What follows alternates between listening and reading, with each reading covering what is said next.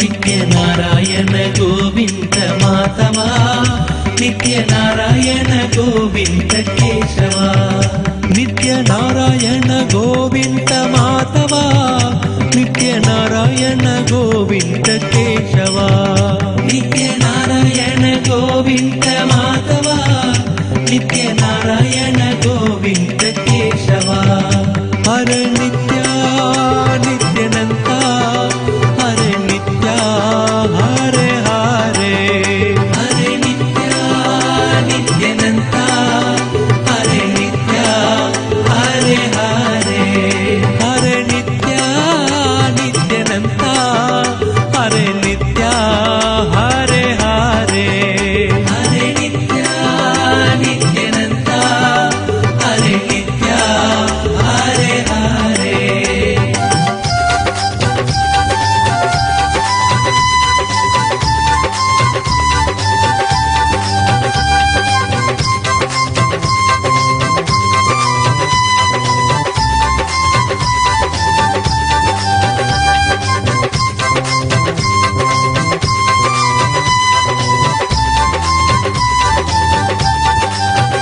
ನಿತ್ಯ ನಾರಾಯಣ ಗೋವಿಂದ ಮಾಧವ ನಿತ್ಯ ನಾರಾಯಣ ಗೋವಿಂದ ಕೇಶವ ನಿತ್ಯ ನಾರಾಯಣ ಗೋವಿಂದ ಮಾಧವ ನಿತ್ಯ ನಾರಾಯಣ ಗೋವಿಂದ ಕೇಶವ ನಿತ್ಯ ನಾರಾಯಣ ಗೋವಿಂದ ಮಾಧವ ನಿತ್ಯ ನಾರಾಯಣ ಗೋವಿಂದ ಕೇಶವ ನಿತ್ಯ ನಾರಾಯಣ ಗೋವಿಂದ ಮಾಧವ ನಿತ್ಯ ನಾರಾಯಣ ಗೋವಿಂದ ಕೇಶವ ಹರೆ ನಿತ್ಯ ನಿತ್ಯನಂತ ಹರೆ ನಿತ್ಯ ಹರೆ ಹರೆ ಹರೆ ನಿತ್ಯ ನಿತ್ಯನಂತ ಹರೆ ನಿತ್ಯ ಹರೆ ಹರೆ ಹರೆ ನಿತ್ಯ ನಿತ್ಯನಂತ ಹರೆ ನಿತ್ಯ ಹರೆ ಹರೆ ಹರೆ ನಿತ್ಯ ನಿತ್ಯನಂತ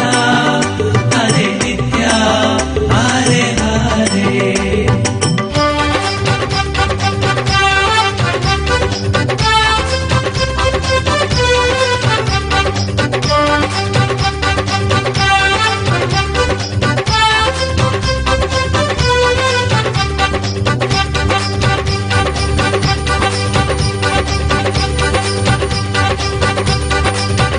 ನಿತ್ಯ ನಾರಾಯಣ ಗೋವಿಂದ ಮಾಧವ ನಿತ್ಯ ನಾರಾಯಣ ಗೋವಿಂದ ಕೇಶವ ನಿತ್ಯ ನಾರಾಯಣ ಗೋವಿಂದ ಮಾಧವ ನಿತ್ಯ ನಾರಾಯಣ ಗೋವಿಂದ ಕೇಶವ ನಿತ್ಯ ನಾರಾಯಣ ಗೋವಿಂದ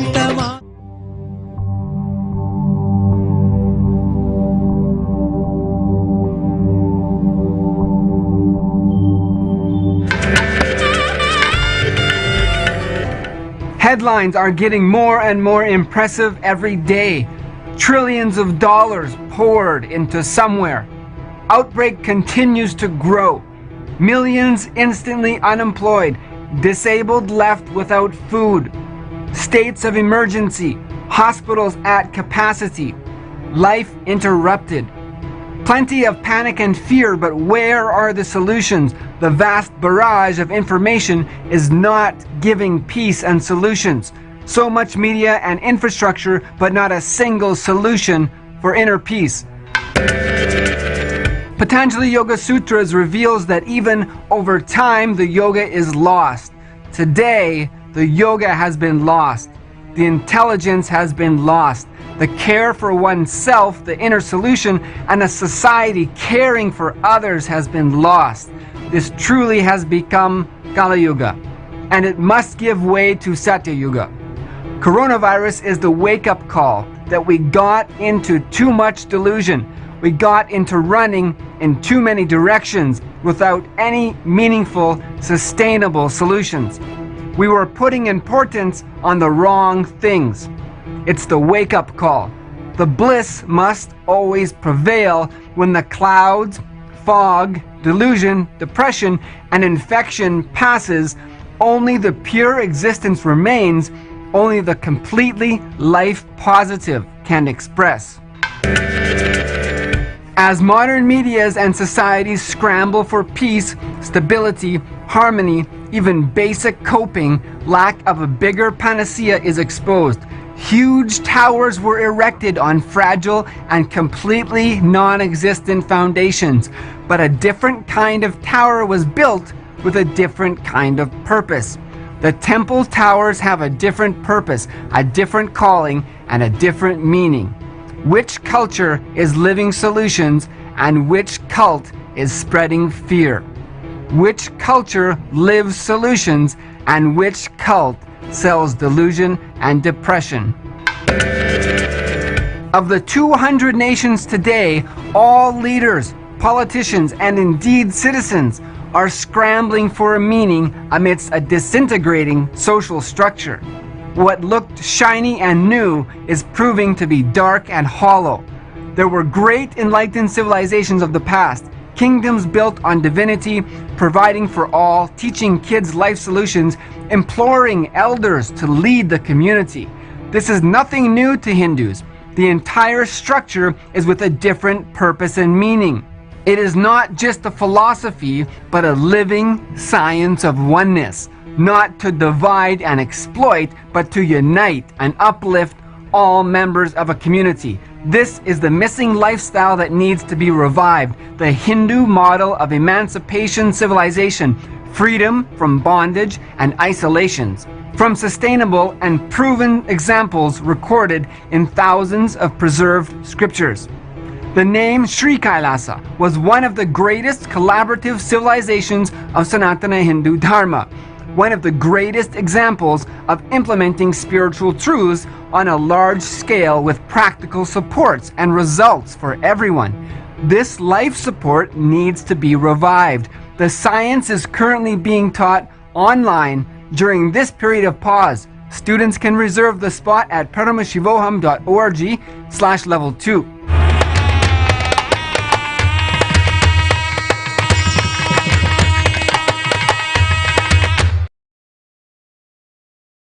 ॐ नित्यानन्द परमशिवोऽहम्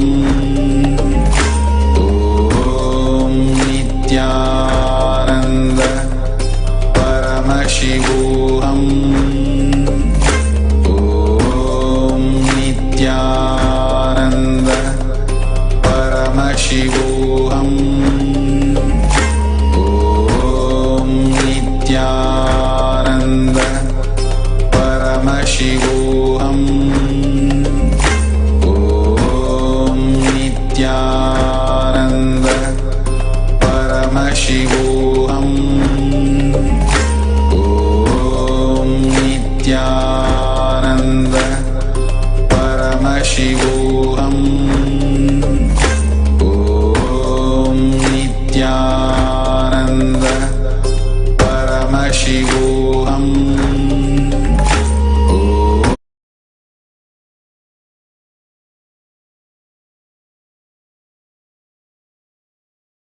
नित्यानन्दं परमसुखदं केवलं ज्ञानमूर्तिं द्वन्द्वातीतं गगनसदृशं तत्त्वमस्यादिलक्ष्यम् एकं नित्यं विमलमचलं सर्वदी साक्षिभूतं भावातीतं त्रिगुणरहितं सद्गुरुं तं Namami.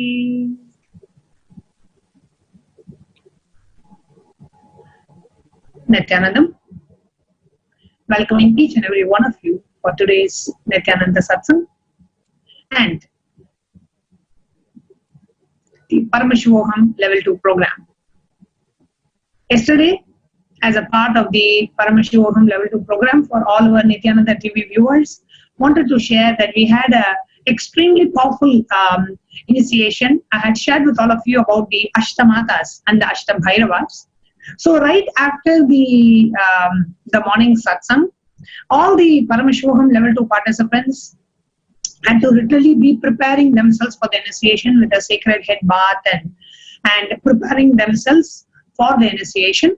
And then Swamiji came live and he initiated and invoked the energy of the Ashta Bhairavas and the Ashta Matas into the participants. Right during the initiation, we had few thousand participants sharing about the experience that they had during the initiation in terms of darshan of Kali, darshan of Ashtabhairava, darshan of Guru Bhairava, darshan of Kala Bhairava. People had amazing experiences yesterday, followed by a power manifestation session. And in that power manifestation session, participants were connecting, were able to directly receive messages from the Ashtamatas, directly receive messages from the Ashtabhairavas, and be able to receive and align their message to the purpose of their life. What is the message that the Ashtabhairavas and what is the message that the Ashtamatas want to give to each of the participants? And so that is what happened yesterday. We had a very powerful power manifestation session, and towards the end, Swamiji had one more initiation, a deeper level initiation into the Ashtamatas and the Ashtabhairava process.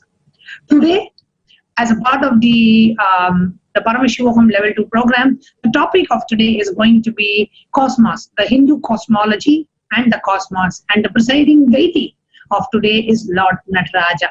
And if you have been attending the satsangs recently, the song that continuously is getting played is the Nataraja song, Tilai Nataraja song. And today the topic of the Paramashivoham Level 2 program is cosmos, Hindu cosmology, and how they are going to experience the different dimensions of the Hindu cosmology, and how are they going to manifest the powers to access the information that is there in the cosmos, the knowledge that is there in the cosmos, through the powers of awakening their consciousness, accessing the higher dimensions of the universe, and by accessing the powers of the third eye. Now, before we get started, let's hear about Lord Nataraja and experience that Swamiji personally had with Hindu cosmology, the experience Swamiji had with his gurus in his life, the Avatara Leela. How Swamiji experienced cosmology, how Swamiji manifested the different dimensions of cosmology, and his experience in his own life as a part of the Avatara Leela. So now it's time to listen to the autobiography of the Avatar.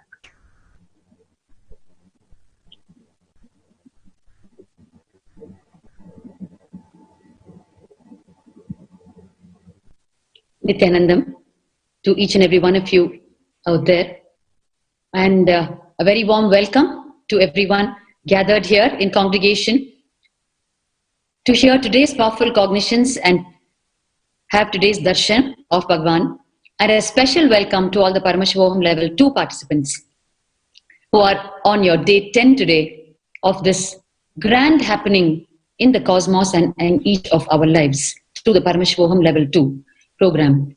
Today's topic is Nataraja. More than saying there is any specific incident linking Swamiji's life to Nataraja, the entire life of the avatar, the entire life of the incarnation, Bhagwan, is nothing but Lord Nataraja dancing his cosmic dance, his Ananda Tandava, and continuously manifesting the Panchakritya, which is the Srishti Sthiti Samhara Trobhava Anugraha, which is the creation, sustenance, rejuvenation, and pulling out of delusion and giving enlightenment. Continuously, with ferocious intensity and without a moment of rest, continuously in the Ananda Tandava, the cosmic dance, doing all these 5 simultaneously.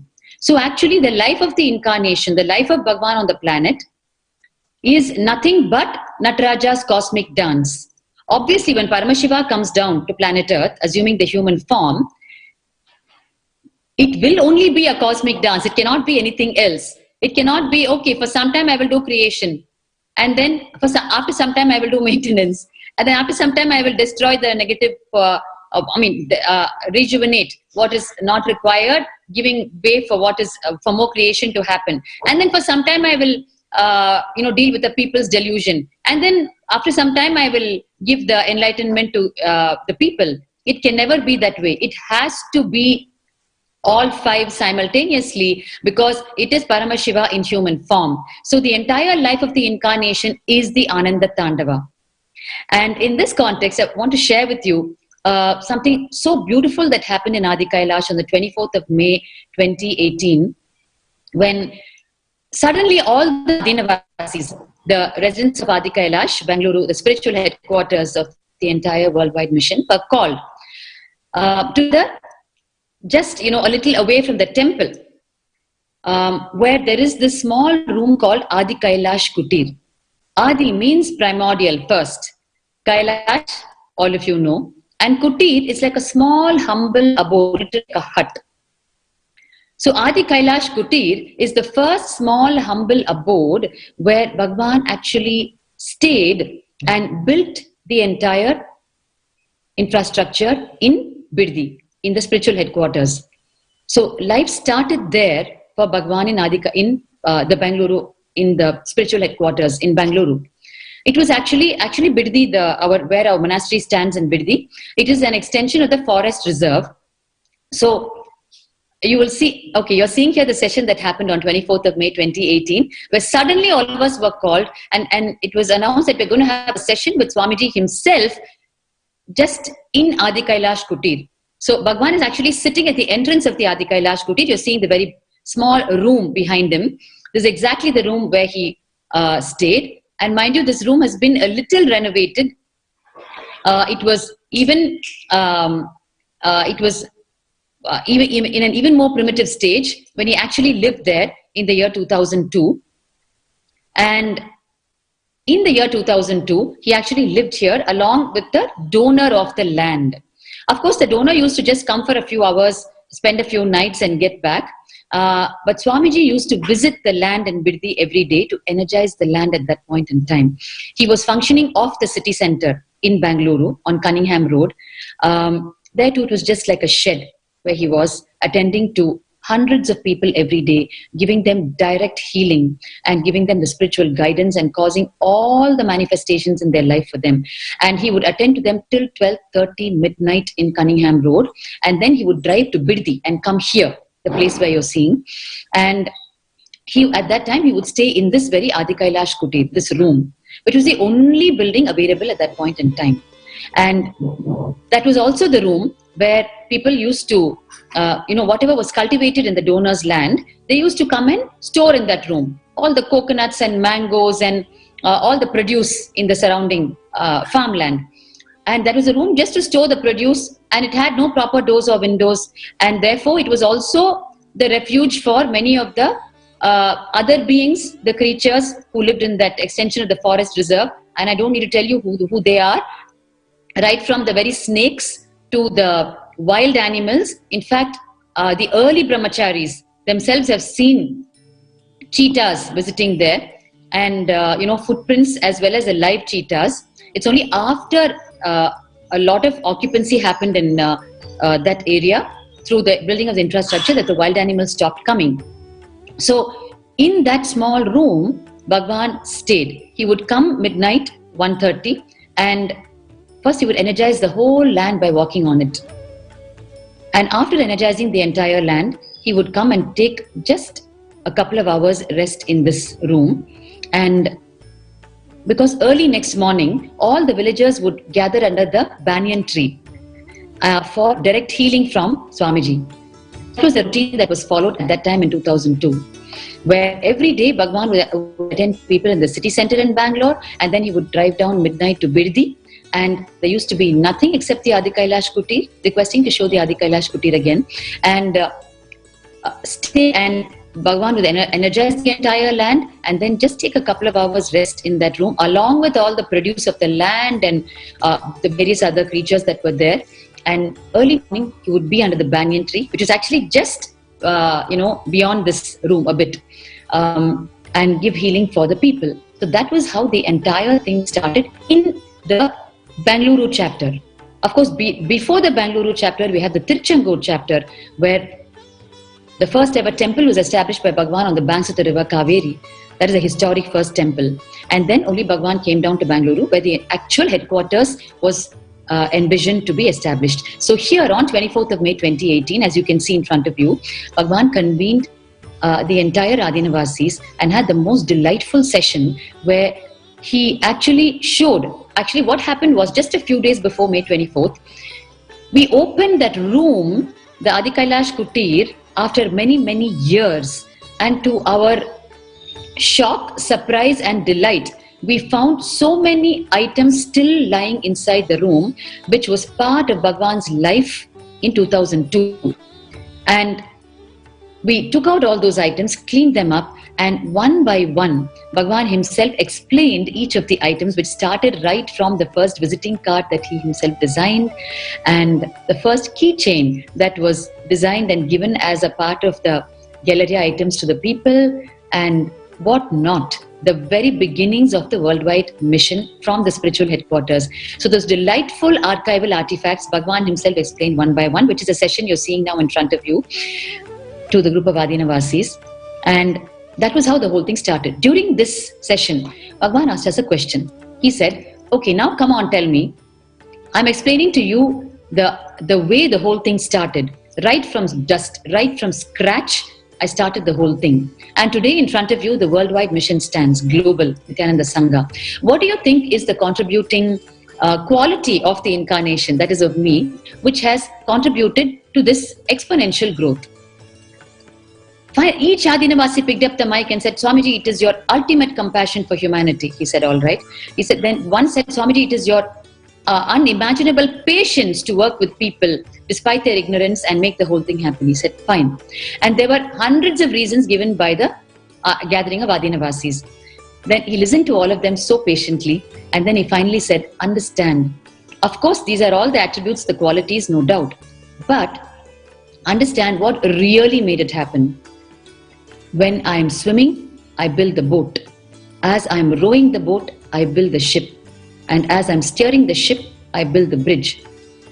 That is the single attribute or quality that has given this exponential growth to this whole mission. Understand, in this answer of Swamiji, you can see the Ananda Tandava, the cosmic dance of Nataraja, where all the 5 tasks happen simultaneously. And what happens at the cosmic level, we can see happening in the physical human domain in front of us through the walking, talking incarnation, embodiment of the superconsciousness, the energy, Paramashiva, showing us on the physical domain what the Ananda Tandava can achieve. And that is shown to us as our own possibility. What can happen if we do the Ananda Tandava in each of our lives, the cosmic dance of Nataraja in each of our lives, without stopping for a moment, without getting stuck even for a moment, come what may. And testimony to that is the still going on huge persecution against Swamiji and the Sangha. And not for a moment the incarnation ever got stuck. He just went on to what next, and the Panchakritya continued to happen, without which we cannot be enjoying what we're enjoying today as Paramashivoham level 2. So the entire life of the incarnation is the Ananda Tandava, which is happening in the physical domain also, in addition to the cosmic level, for each of us to understand our possibility that each one of us is doing the Ananda Tandava in our life. And the lesson for us is never ever stop your Ananda Tandava in your life. Never ever stop the cosmic dance in your life. Come what may. And if you remember, just a few weeks ago, Swamiji in the everyday Nityananda Satsang, the morning Satsang live appearance, he explained how Nataraja, as he was doing the Ananda Tandava, one day his anklet actually fell off. But never even for a split moment, he stopped the dance. He continued to dance in all of his ecstasy and bliss. And almost immediately, Adi Shesha, the divine serpent, actually took the form of the anklet and encircled his ankle. That is what will happen in our lives too. When we decide to be in complete completion and continue the blissful dance of our life, never being stuck anywhere, come what may, then just by that sheer decision and complete completion of our dance, life, cosmos, will shower on us, and whatever we feel needs to be attended to will be attended to by cosmos itself directly. We never need to be stuck in life. So there cannot be a more where there cannot be a better topic which is the essence, which is actually the complete essence of the life of the incarnation on the planet, than the topic of Nataraja. And as we were exploring this whole before that, I also want to share with you a very profound and beautiful incident related to Nataraja in the life of the avatar, where today we all know that in Kailasa in Seattle, the temple established by Bhagwan in Seattle, the Kailasa, there is such an amazing and beautiful Nataraja deity made of Panchaloka, 5 metal combination. And that deity was actually overseen and sculpted personally by Swamiji himself in Kumbakonam in Tamil Nadu, South India, which Kumbakonam is a belt for the entire sacred arts, the temple sacred arts to happen, where the artisans are there in Kumbakonam making all the deities in Panchaloka in metal, and that is a belt famous for that. And literally each artisan in Kumbakonam has worked personally with Swamiji, producing all the grand deities in our worldwide mission. So now we're going to see in front of you this beautiful Nataraja deity in Seattle, which the temple of Seattle got inaugurated in 2008. And actually this Nataraja deity, Swamiji wanted, it's a very big Nataraja deity, around 9 feet by about 5 to 5.5 feet width and 9 feet tall, including the Adharapetam. It must be about 11 feet tall at least. And when Swamiji was telling the artisans he wanted such an intricately, beautifully molded Nataraja deity out of Panchaloka metal, the artisans were extremely apprehensive and they posed a lot of resistance. Finally, Bhagwan said, okay, I'm going to come personally to Kumbakonam and work with you. And it was 6 historic days when day and night, when the artisans would stop work by 6, Bhagwan would continue through the night, resting just for an hour or two on jute bags and having a brick under his head as a pillow. That was how this Nataraja deity was sculpted.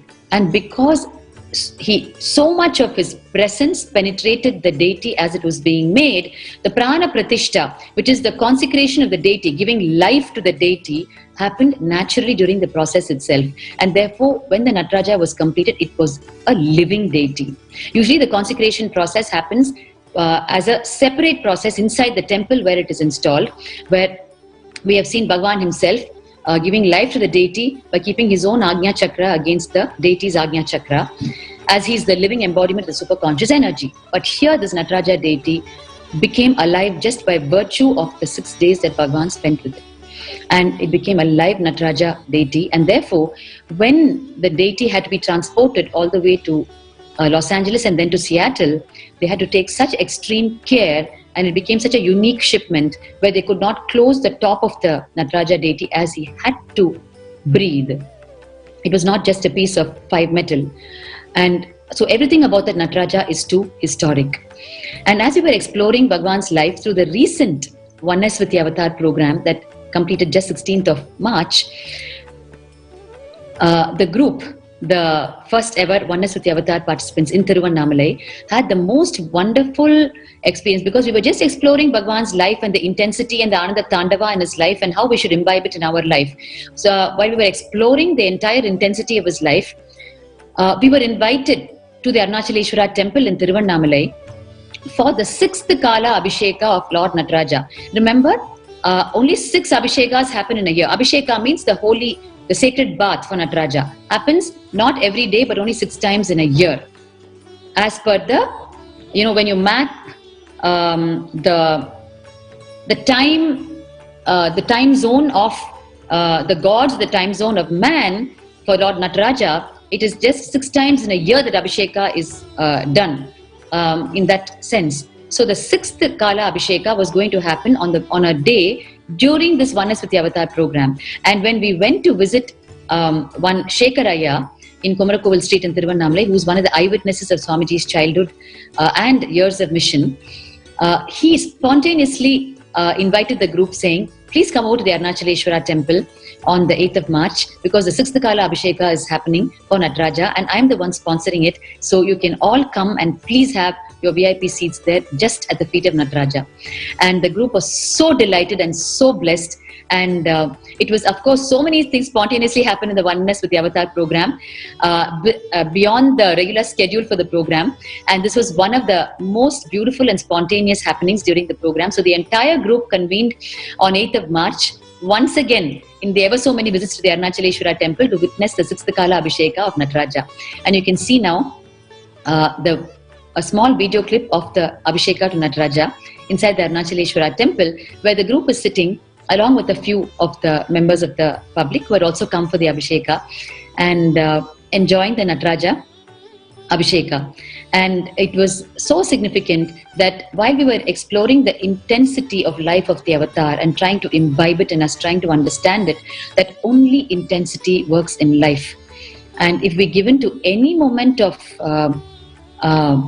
laziness or depression or serial thinking or thinking that I should do this first and then this next, instead of just doing it like the blissful dance of Nataraja, everything simultaneously, which is the only way to see the exponential results, then during the time we were imbibing all these truths, we were so blessed to have it was like having the grace of Nataraja himself for the entire group, live, sitting there. It is waiting for the video to be played. Please have darshan of Lord Nataraja as we are preparing ourselves to. This is a very rare darshan for you inside the Arunachaleshwara temple, and pray to him that before we have the initiation from Bhagwan, to imbibe the energy of Nataraja in us and to continue and to do the Ananda Tandava in each of our lives. Pray to Nataraja that we completely internalize today's initiation and internalize his cosmic dance and do the dance in our own lives and experience the superconscious breakthrough in each of our lives.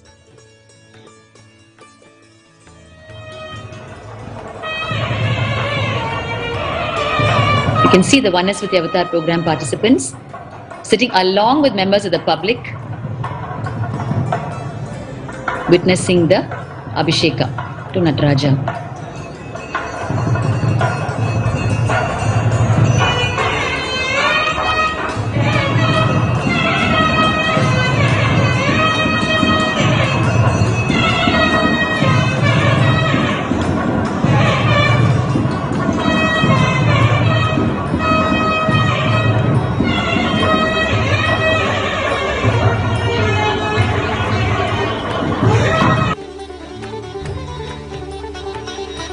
Yes, that brings us to the conclusion of this Autobiography of the Avatar session, and I take this opportunity for each and every one of you to visit Tiruvannamalai, the hometown of the Avatar, the incarnation, and experience for yourself firsthand, because Tiruvannamalai is the very DNA of Bhagwan, and it is at least once in a lifetime must for each one out there to experience it yourself. It is a big miss if you don't visit Tiruvannamalai at least once in your lifetime and participate in this Oneness with the Avatar program. The second batch, the date of which is yet to be announced, because we're just waiting for the logistics of this whole corona to settle down. And once it settles down, we'll be available with a date for you. But you can go ahead and book your slot for the next batch.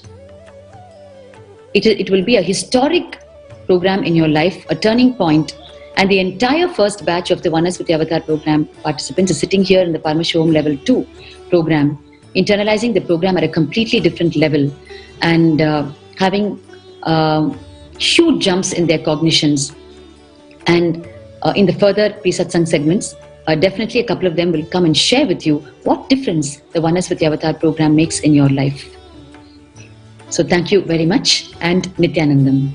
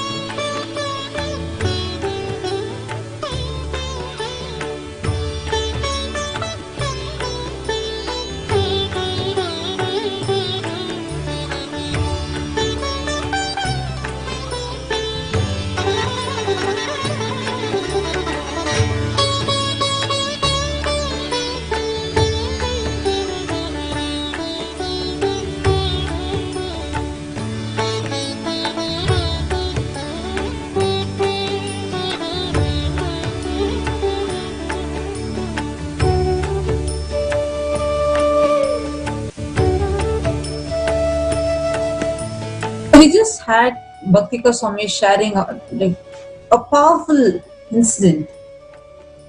She's sharing multiple things, where first she shared about the kutir. How when we got the items, and then Swamiji was sharing what was the exact reason behind this whole thing. How come from nothing at all, today we are having the Sri Kailasa, the only Hindu nation. So how did this whole thing happen? And she also shared about how Swamiji beautifully shared the reason being how Swamiji, as he started swimming, he started building the boat. And that's how he did for everything. In one satsang where Swamiji was defining about cosmos, he beautifully tells how our physics, chemistry and biology will be continuously trying to shake us, trying to test us, trying to test the will persistence that we have to do a certain thing. Actually, this was a satsang. This is like a webinar that Swamiji is conducting on explaining the physics, chemistry, biology of cosmos. And Swamiji explains, telling how your will persistence is the most important ingredient, and that is the only thing which is continuously tested with all the physical, like your biological and physical and chemistry, all these tests that will persistence of yours. When you have, like, when the school, for example, you want to do a certain thing, like even you being connected to your master, your guru, suddenly you will start seeing a kind of a tiredness start settling in your system. Like you start practicing a spiritual routine and suddenly you feel so tired in your system. Suddenly you might feel stressed, you might feel fatigued, like telling, oh, I'm super tired with my work and I'm not going to get up for this. That decision, if in case you fall for that delusion which is coming up due to the pressure of your biology, then you are losing that will persistence. Same way, some chemical imbalance happens and you feel all super low. You have no clue why, but you're feeling very low. And you are in a power manifestation session and you're like, okay, I'm not interested in these. I just feel somehow I feel off. I don't even feel interested in this. And you just withdraw yourself. All these different things, like how your biology is affecting you, how is the physics affecting you, and how is your chemistry affecting you, all these are really trying to test that one ingredient of will persistence. When we change the base from what we are operating, from these powerless cognitions to a powerful cognition, we will simply see cosmos will just become a huge catastrophe for us. Anything we want in our lives will simply start manifesting through it. Actually, this entire science of cosmos, many of us might have this question: how is it relevant to my life? What is cosmos? Who, like when we say Nataraja, who's a very embodiment of the Vedic cosmology, who's a very representation of cosmos. Swamiji beautifully explains that Srishti, Sthiti, Samhara, Trobhava, Anugraha, the 5 actions, the Panchakrityas, how beautifully it happens in the cosmos in a rhythmic continuum. This is a very beautiful satsang I was just listening to today, where in Mahasadashivam, Swamiji beautifully explains about this entire science. And Swamiji has not just left this cosmology, which is always one of the most mystical subjects, just in the air. Swamiji has successfully established the science. Today, Sri Kailasa's Department of Vedic Science and Technology, in collaboration with Sri Kailasa Uniting Nations for Mystical Sciences, has launched various initiatives on which these sciences, whatever is decoded, whatever is given in the Vedas, Swamiji decodes it, and it is successfully being given to all of us as a practically applicable science. All of us knew these 11 dimensions of the cosmos, 25 states of Paramashiva, Actually, All of these. actually, when you're telling, we feel like, because Swamiji has been teaching us continuously, we might feel like it's known, but like honestly, the people outside, not everybody is aware of these, right? Like even Swamiji making us understand all these and giving us that cognitions, the fundamental cognitions, using which we are able to operate in our day-to-day life very smoothly. You see, today we have the citizens of Sri Kailasa. All Kailasa are spread all over the world. Be it China, be it Italy, we have people, be it in the US, we have all our Kailasa spread in all these places. But not a single one of them have been affected by this coronavirus. In fact, when we say this, we all should know that all the citizens of Sri Kailasa, though for the immense services for the humanity, Swamiji, from the time this entire pandemic of novel coronavirus has taken a toll on humanity, from the very, very initial stages itself, right from Atmalinga healing, Akhanda Mahavakya Japa, and this Pachapatni Vratam, so many initiatives Swamiji launched just for this entire coronavirus pandemic to heal, in spite of the active service that all the citizens of Sri Kailasa have been doing from different corners of the world. We have people from more than 85 countries in more than 1,000 cities who have been actively participating and involving with various different initiatives that Swamiji has launched in relation to this entire coronavirus, this pandemic that is happening. And so, in spite of all of that service, even during this pandemic which is happening, the reason why not a single Kailasavasi is affected by this virus is because, first, most importantly, Swamiji has initiated all of us with these powerful cognitions. Not a single one is even afraid. None of us have that fear even coming inside us. Oh, what will happen? Coronavirus will affect us? No. And of course, we have Swamiji. Swamiji is the main reason. So his blessings are there, and we know for sure it will not affect us. But we need to understand, even to run our lives like this. See, actually right now the home quarantine time, this has become like one main reason where a lot of conflicts have actually started raising, where people are starting to have a lot of conflicts in their homes, the divorce rates have just peaked up, the fights in the houses and quarrels, all these have increased. So many people are posting all over social media about how bored they feel, how depressed they feel, and this is what is just surfing all around social media. During this time, Swamiji has started, and today is the 10th day, a 16-day program encouraging the people to continuously raise themselves to higher frequencies, initiating them, giving them the powers and making them be able to manifest those powers and be in a higher frequency during this whole time. During this entire home quarantine time, we have more thousands of people sitting in more than 85 countries who are part of this, who are participating and actually experiencing amazing experiences. We can see how the Facebook and all is just flooded with their experiences. I'm sharing this because the main thing about Cosmos, it just anything you ask for, it just gives a big task to. Tells so be it, so be it. But how can we make what we want in our lives happen as a reality? What is the secret recipe? How does this whole thing work? We have a short video of Swamiji explaining this.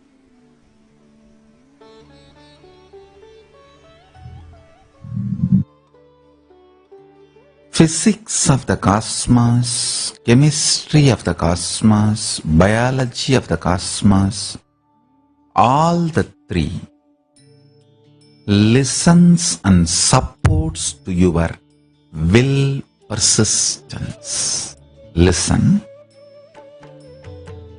your will will be tested by your biology, means the core of your life, with the various delusions being offered as the alternative form of existence. Understand? I'm telling you, every delusion brought in front of you against Paramashiva is your biology testing you, your life force testing you, your possibility. Are you ready to stand with your will persistence, or are you interested in delusion, alternative ways to exist? Like Nachiketa, before giving the pure enlightenment signs, Yama tries to give all alternative possible way of existence under the delusion. But Nachiketa's will persistence stood by it and got exactly what he wanted.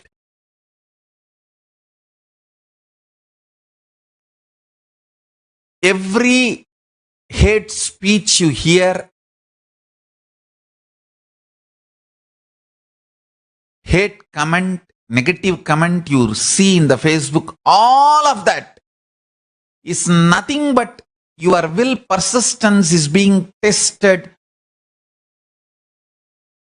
The various alternative life concepts presented in front of you. Understand?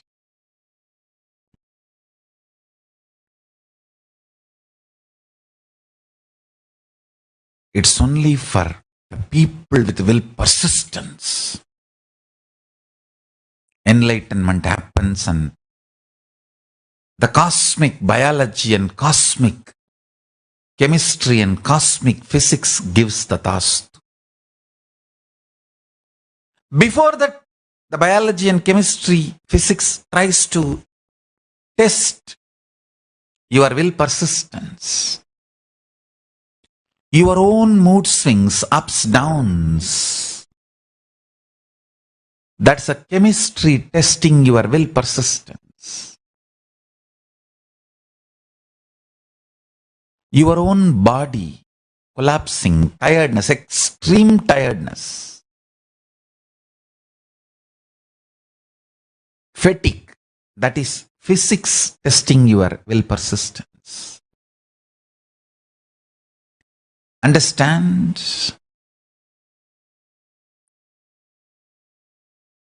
Even for a small delusion, use Brahmastra to destroy it. In Tamil, there's a proverb. Neruppum kadanum pagayum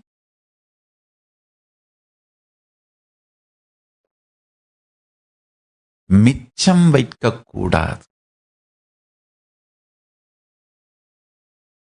I'm telling you, the actual translation is the fire, depth, enmity should not be left. Even little bit should not be left to live because it will grow.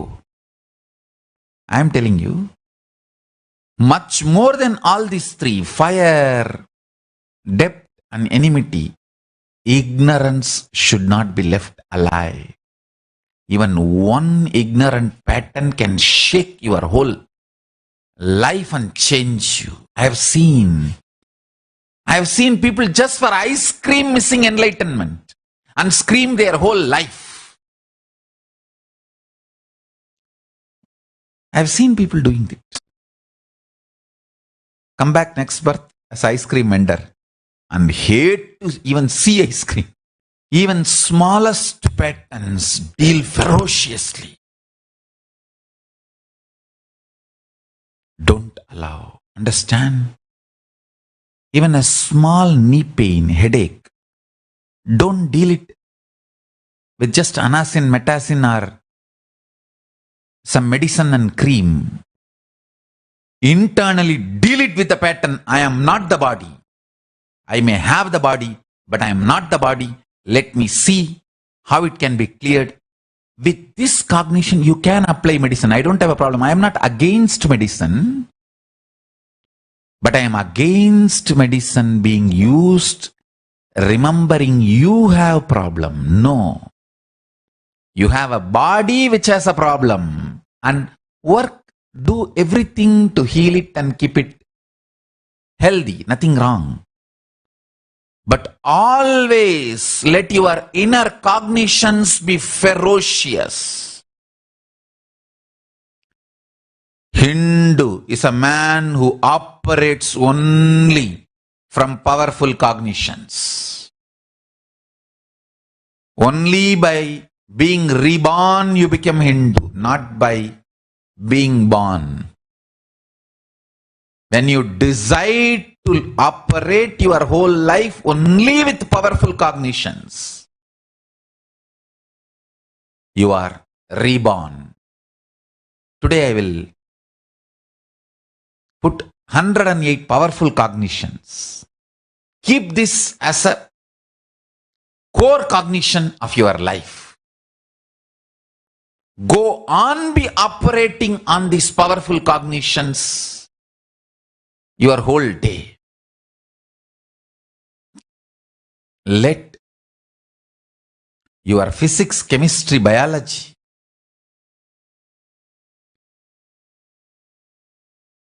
not shake your will persistence. Just give tatastu to your will persistence. Understand?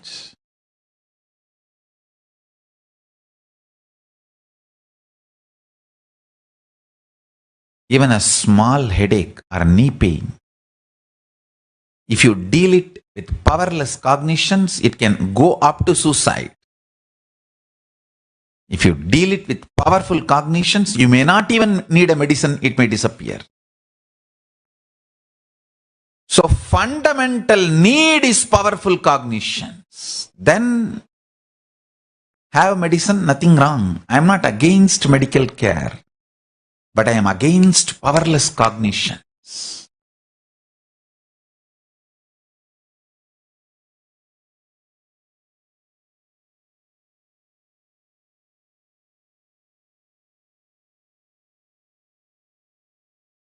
All of us are going through it, and we are seeing the whole economy is literally going through its lows, and lot of losses happening. The low period of economy, the way everything is responding, the way when like natural disasters were happening, then this coronavirus started and just swallowed so many lives. It's a huge problem literally the whole world is facing right now.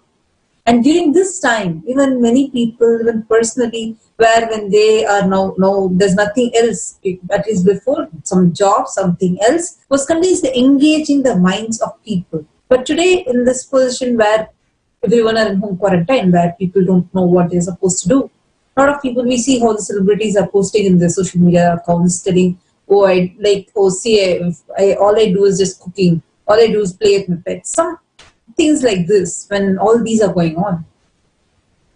Swamiji is giving the best powerful cognitions, literally instilling the being of Paramashiva inside each one of us, making us manifest the powers of Paramashiva, making us understand and realize our own higher existence. And when this manifests through us, not just it solves so many of these conflicts that are going outside and that not affecting us, it also raises the entire space that we are in.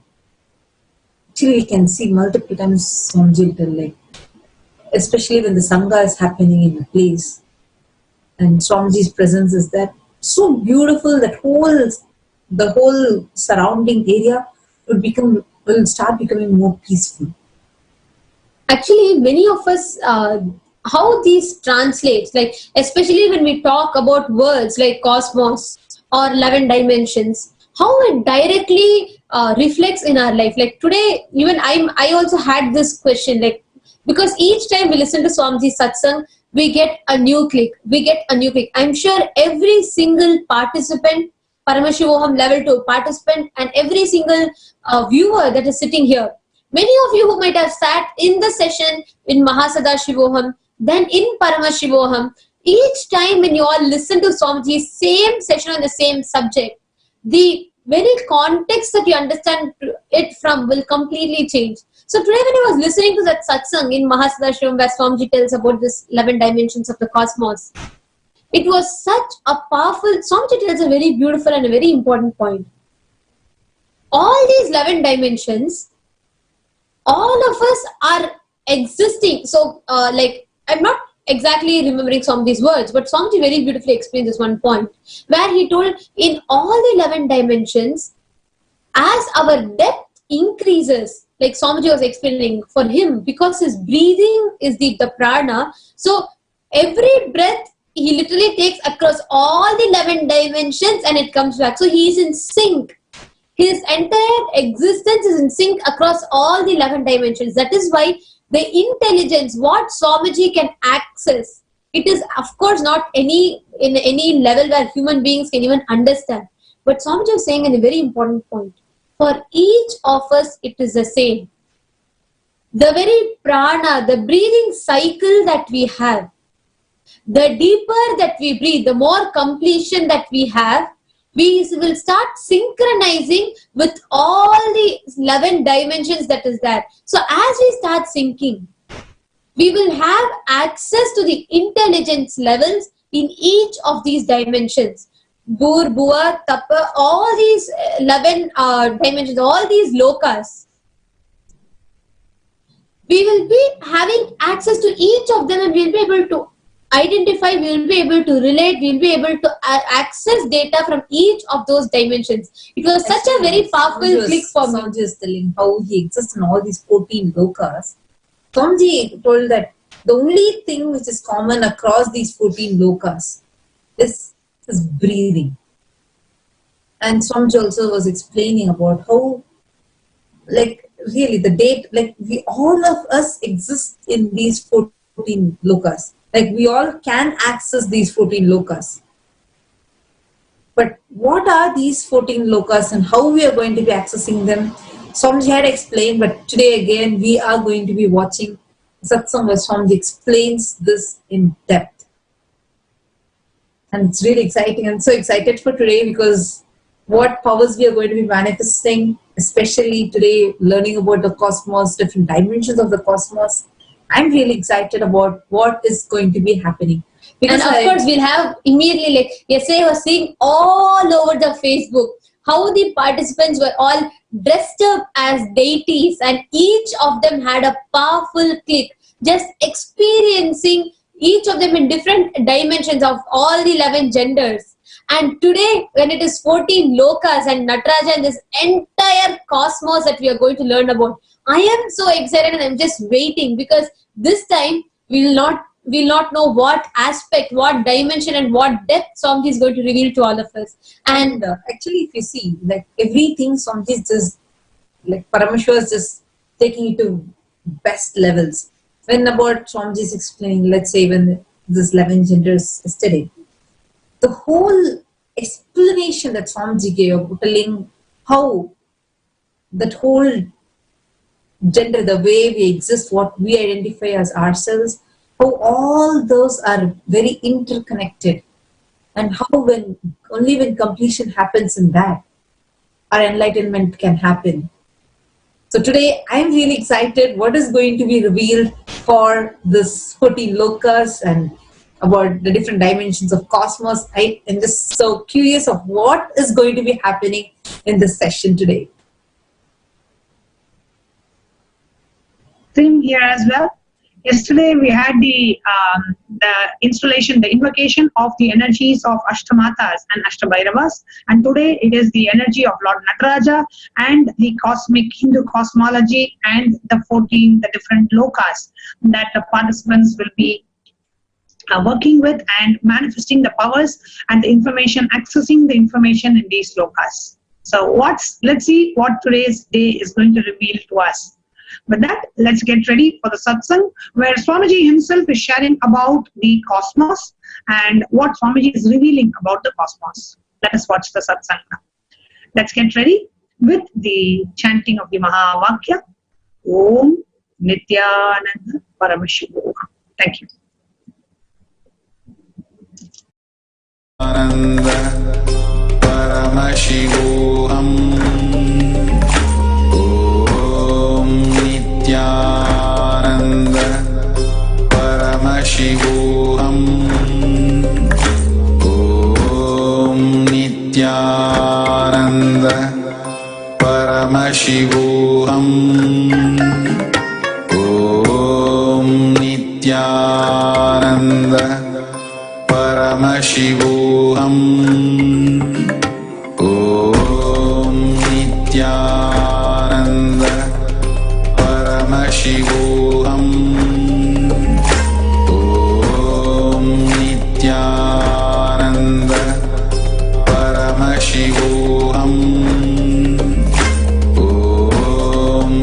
Nityanand परमशिवोऽहम्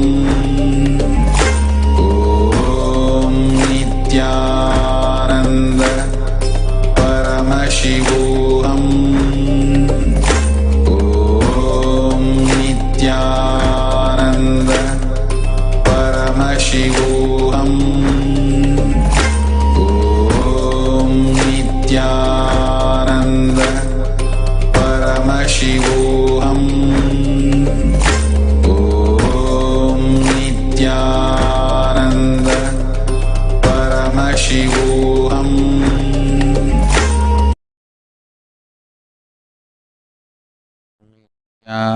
नित्यानन्देश्वर परमशिवसमारम्भाम् नित्यानन्देश्वरि पराशक्तिमध्यमाम् अस्मदाचार्यपर्यन्ताम् वन्दे गुरुपरम्पराम्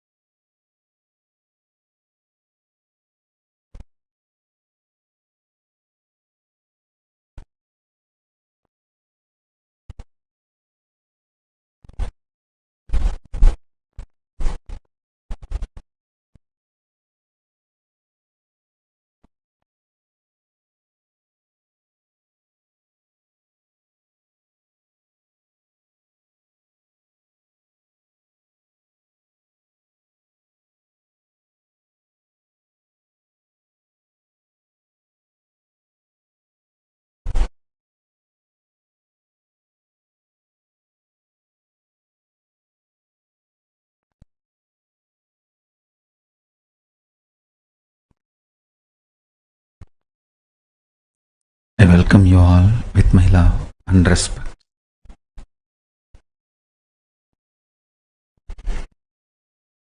I welcome every one of you sitting with us all over the world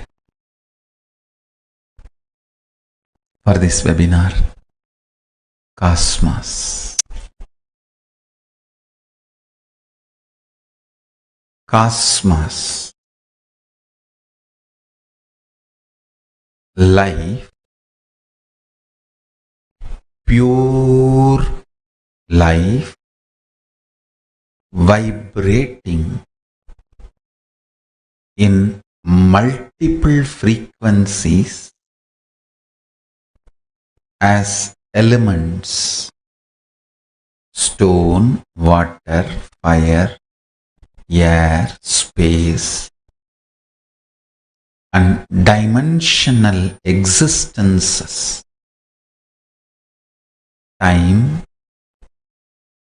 space, bhuvana, and mandala, and anda, and brahmanda, various dimensions. Understand, today I'm going to introduce one aspect experientially to all of you. The aspect is how to connect with cosmos, to vibrate, to reverberate, to be in oneness with the cosmos, with reality, with existence. Understand, in any field, if you give whatever you have to that field, whatever time you have, attention you have, understanding you have, knowledge you have, whatever you have, if you give,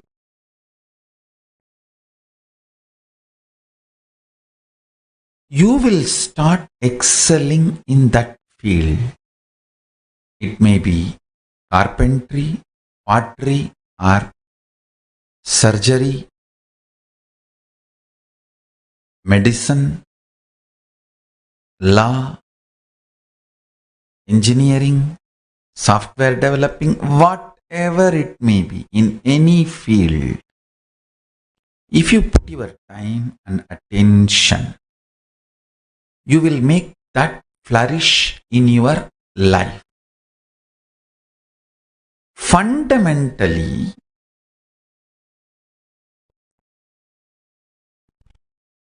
the first priority for every human being to put attention is your consciousness.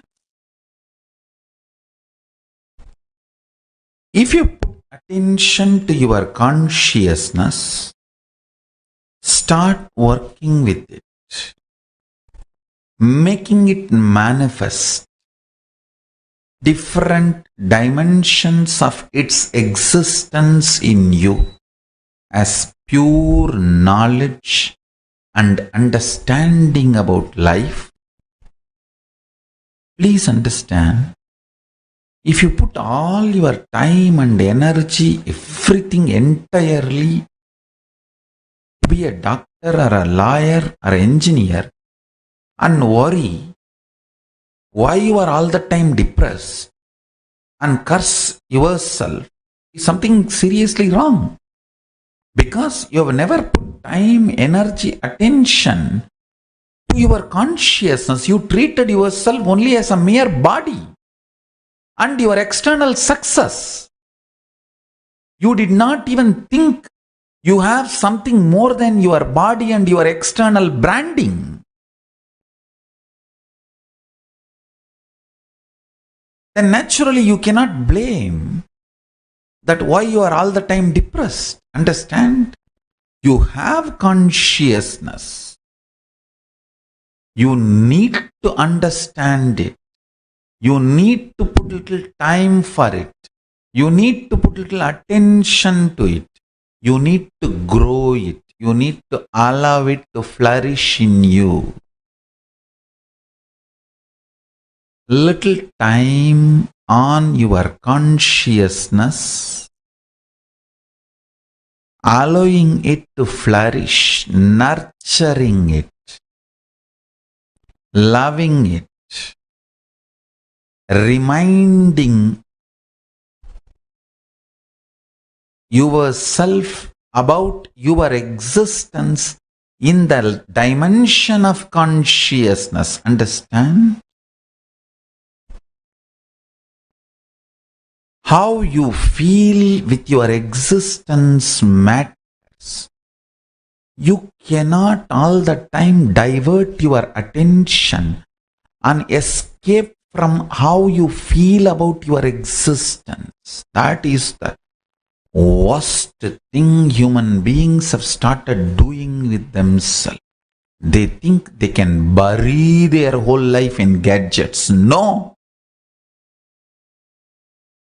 Gadgets are great as long as they enrich and make your life beautiful. But don't think you can bury yourself into the gadgets. Your existence cannot be buried into the gadgets. Your existence cannot be buried into your branding. Your existence cannot be buried into the idea of what you own, I and mine. No. I, what you experience as I, need to be attended. Understand, it need to breathe through your body.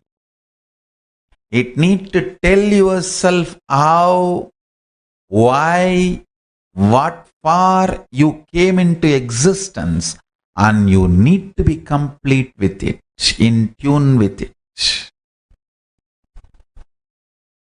Only if you are complete, if you are in the space of complete completion with your parents, you are going to inherit their wealth.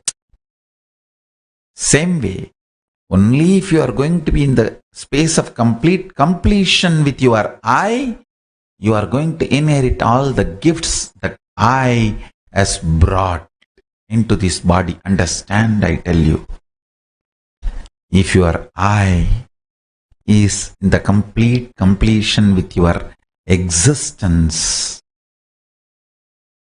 what you exist as you, your body, your branding, what you think as you, and what you feel pride about, what you feel as your desire, fear, all that,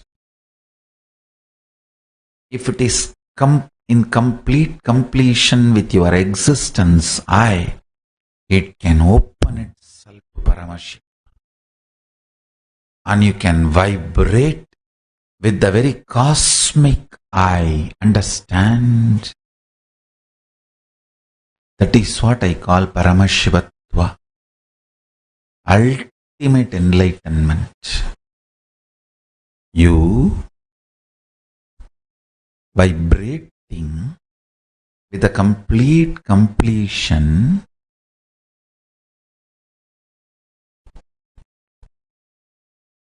of your existence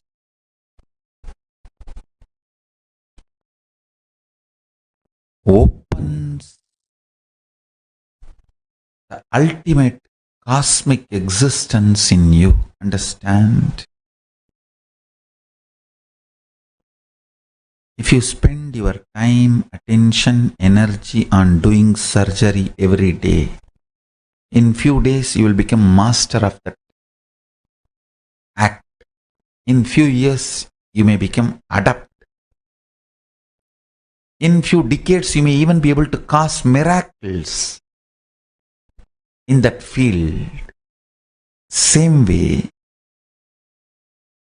if you sit with your existence and cherish, nourish, nurture the way you exist in you, understand, you nurturing your existence, cherishing, understanding, realizing, completing, all this is only called as sadhana.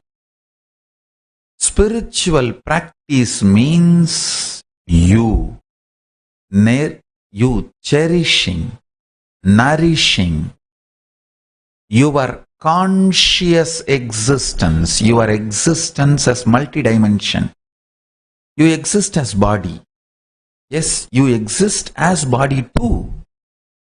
You exist as your identity by others. That is why when somebody criticizes you, you feel as if one part of you is taken away. Understand? You exist as your known identity. You exist as your body. You exist as your mind. You exist as your desires, fears, greed. You exist as consciousness too. If you give attention to your existence as consciousness,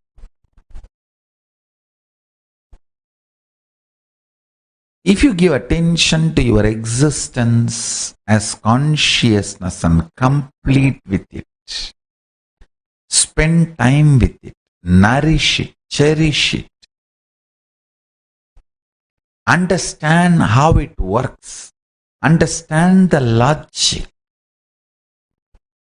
what kind of a signal it sends to your body when you overeat, when you undereat, when you are eating balanced diet, what kind of a signal it sends to your mind when you are relaxed, when you are complete, when you are passionate, when you are agitated, when you are aggressive, what kind of a signals it sends to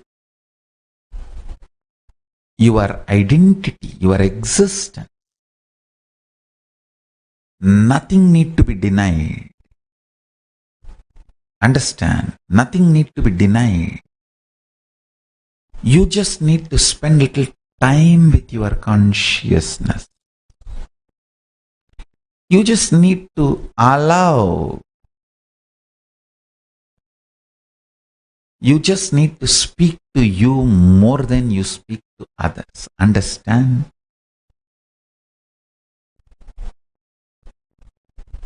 You speaking to you is very good for your brain. There are multiple modern science researchers, studies, reports give this conclusion. You speaking to you sitting with yourself, when you stop speaking or relating with external persons and gadgets and you sit with yourself, sometime you may be speaking to yourself or sometime you may be silent with yourself. Both are highly recommended and good for you. Understand the truth. Both are really good for you. Really, really, really good for you.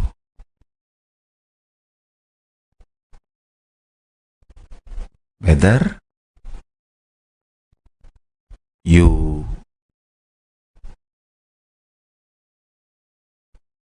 in the initial, you may be depressing yourself when you talk to you because you don't know how to talk to you. You never spoke to you. You never spent time with you. But don't be afraid. Once or twice, fighting with yourself is not something bad.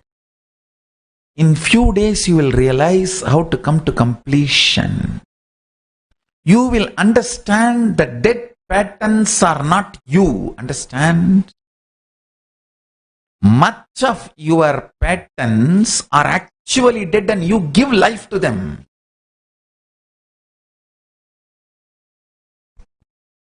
You yourself will realize when your consciousness starts growing, when it is getting nurtured, loved, attended,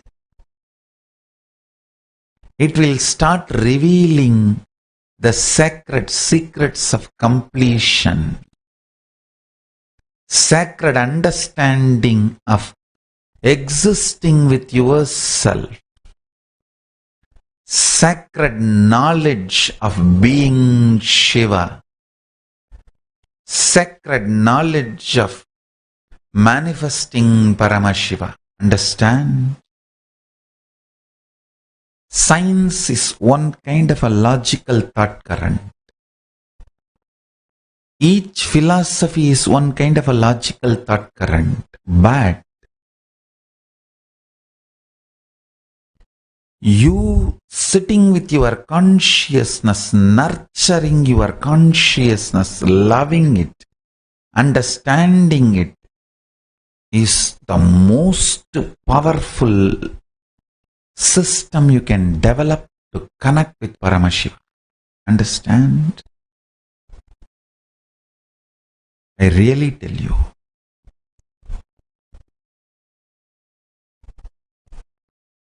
Intense yoga and puja, these two nurtures your conscious existence. And see, to a medical student, I can never logically convince him, if you continue to perform heart surgeries for 10 years, every day few surgeries, you will master the whole art, and what all you will learn, I can never tell without putting him into that path. Same way, I tell you, I can never tell you how much you will benefit by doing puja every day sincerely, the 20 minutes, 10-15 minutes.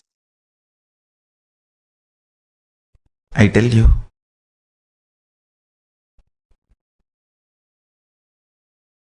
Especially if you are initiated by me and you are doing puja, be very clear that 15 minutes directly you are connected to Kailasa, the highest frequency. You are citizen of Kailasa. Every day your citizenship is renewed with puja. Citizens of Kailasa exist as Paramashiva wherever they exist, and they create enlightenment ecosystem around them. Understand? Each one of you who are initiated into Samaya Diksha or Vishesha Diksha, any one initiation, Nirvana Diksha, Nirvikalpa Diksha, Kalpatar Diksha, any one initiation, you are spiritual citizen of Kailasa. Every day puja time is the time you get directly connected to Kailasa, and your citizenship is being renewed every day. How many wonderful cosmic powers and secrets will be revealed to you and downloaded into you, I cannot verbalize. Understand?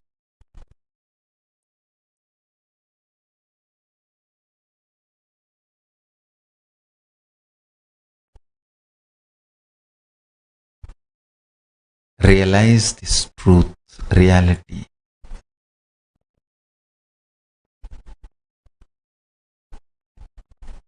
Realize this truth, reality.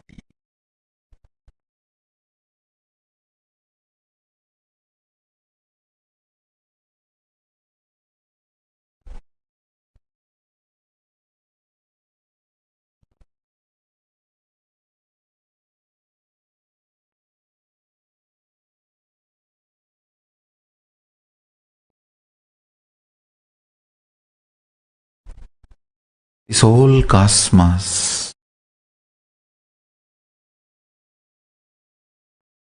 is waiting for you to vibrate, reverberate to its highest form of existence. I tell you, human body is the most beautiful mechanism a being can receive, because this is the body where enlightenment can be agricultured, grown, kindled, woken up, realized. This body, human body, is the most conducive atmosphere for enlightenment to blossom. Understand, do not waste it in any other priority. I want to tell you, really, I want to tell you.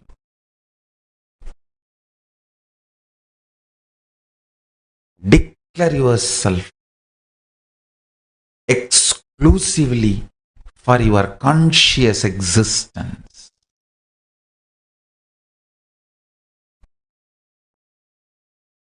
And no force in the planet Earth can really take away your conscious existence from you.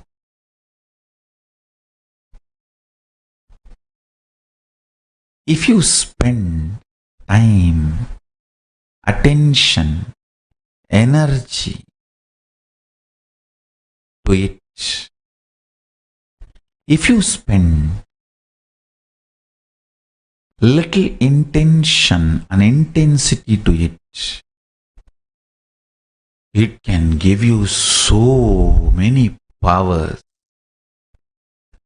All your other priorities and reasons which you claim why you are not able to make consciousness as first priority, all of them will look too silly, I tell you. It is like Paramashiva is waiting for you, but you say, no, I have to renew my car insurance.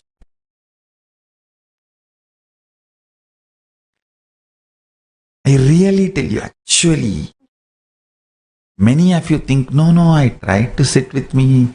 It's not that immediately it opened. I think that is not for me. No. Understand. While you are sitting itself, you decide it is not for you and sit. How do you think? He will open the doors. Little bit of will, persistence. Sitting with the mood of nurturing, nourishing, loving, attending, you will see every time you sit with you sit with the mood of loving, attending, nurturing. The next time you will see it is much better than last. Every time you sit, you are making yourself better and better, and your consciousness is growing better and better. Your bitterness is reducing, incompletions are reducing, depression is getting diluted. More consciousness, more energy, more sweetness, more beauty, more joy, more intensity, more will, persistence, more completion, more. Everything is happening more and more.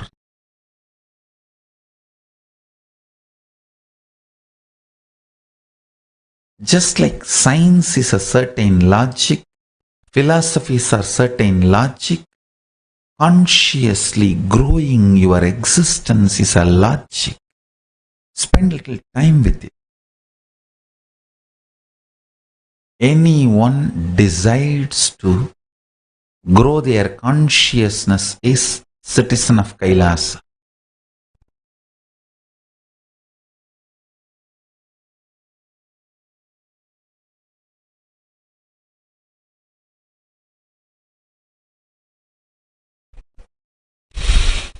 It's not that all the citizens of Kailasa has to reside in Kailasa. They can reside also in Kailasa, but they can be anywhere in the universe.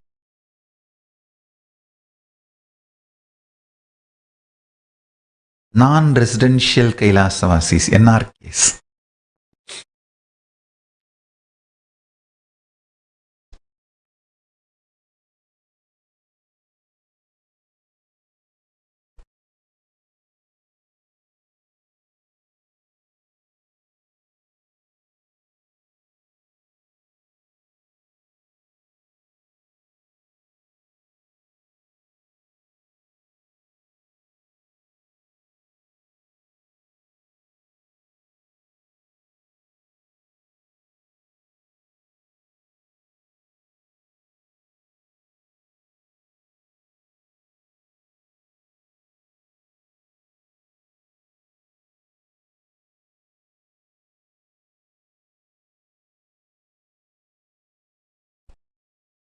Your existence as your consciousness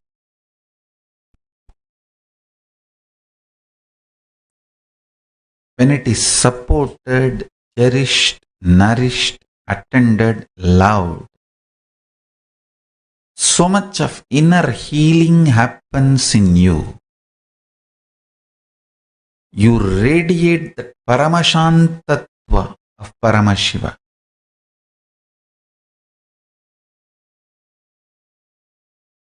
You radiate vibrant existence of Paramashiva. You radiate extreme joy and bliss of Paramashiva. Understand, everything else in the life is secondary.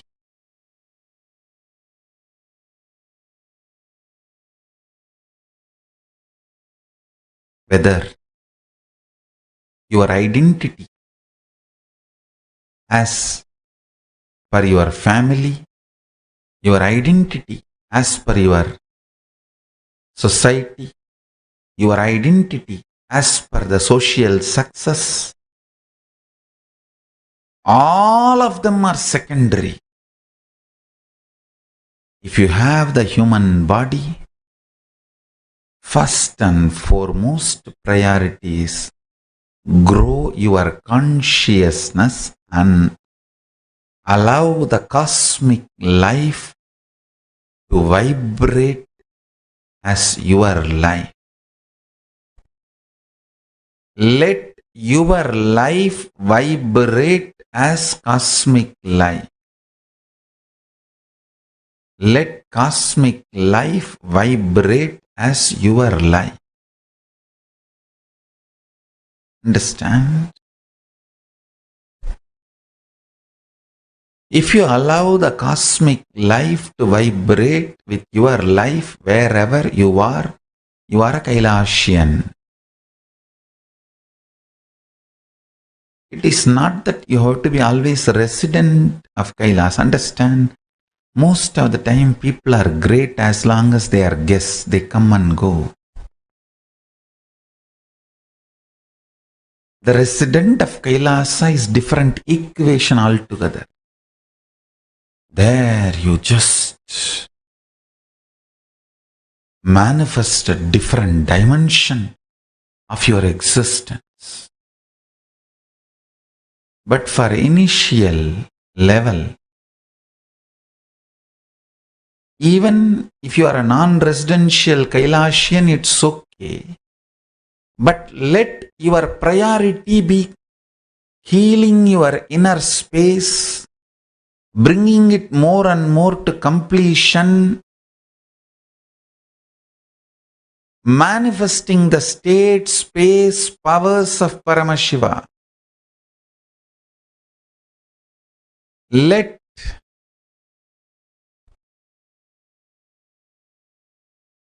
that be your way of existing.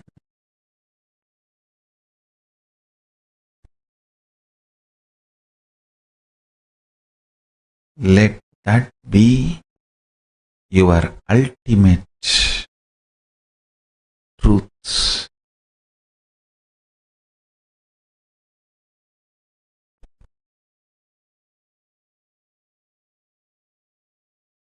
Let that be your ultimate existence.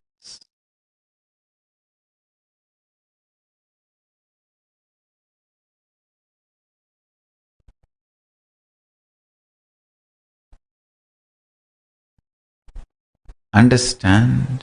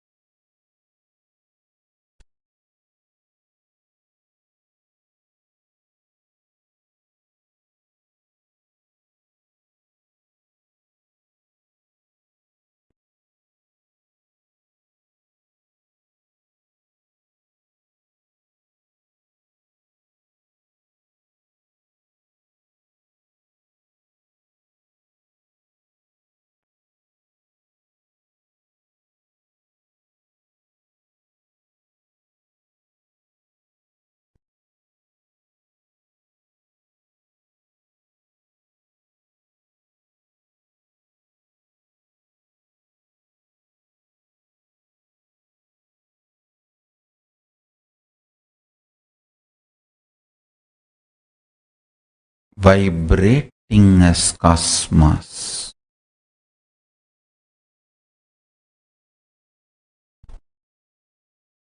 radiating in the highest form of existence.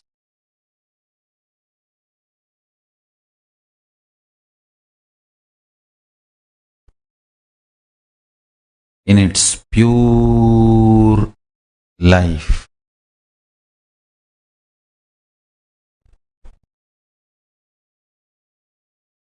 It is not a mental state.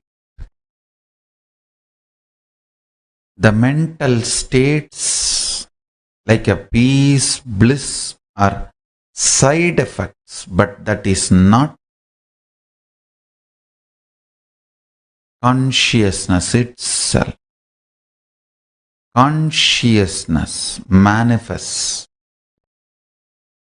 comes, smells with the qualities of a state, space, powers of Paramashiva. Means the unclutched state. All possible Ishwaratva space and powers, all the Shaktis.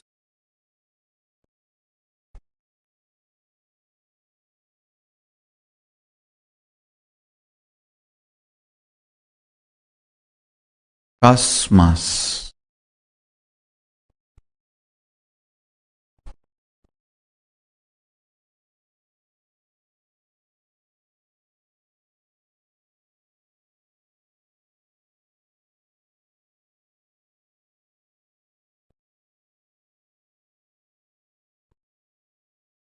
Everything around you is cosmos. It's waiting to vibrate in you in its original form. You just need to decide to cherish it, love it, attend to it, allow it.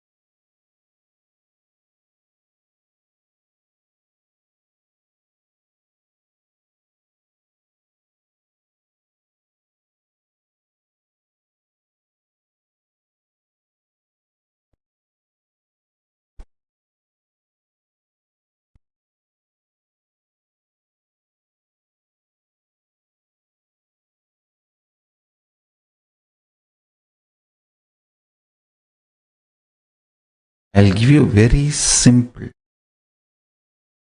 just only one Upadesh. Download Enlighten app. Go on spending time with Enlighten app. It'll add so much of powerful cognitions in you, constantly reminding you.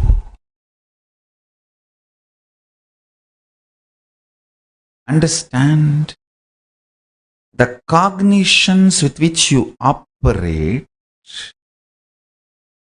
if they are higher and higher and higher, you just explode in life. You just explode.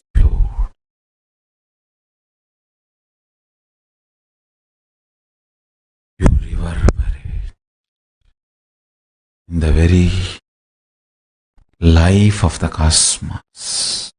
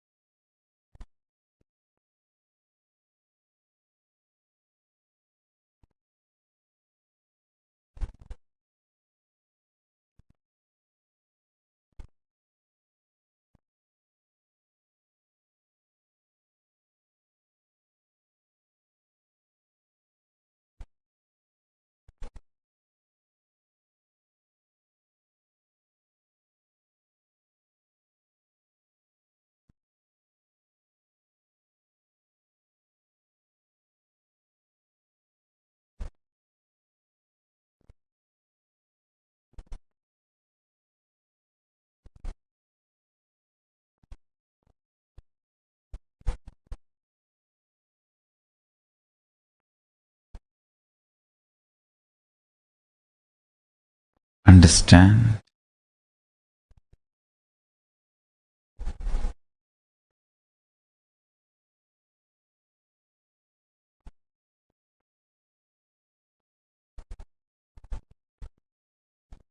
The ultimate absolute secrets of the cosmos.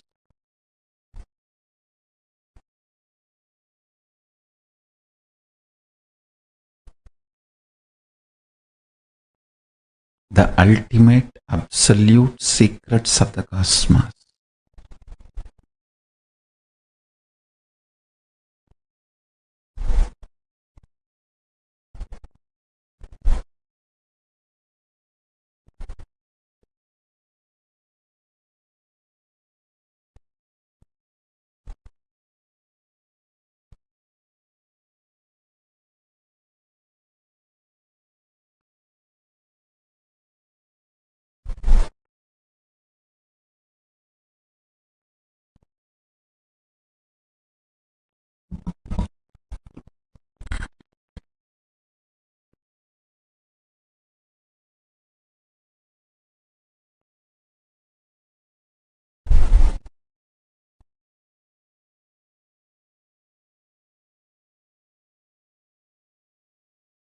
With its extraordinary existence,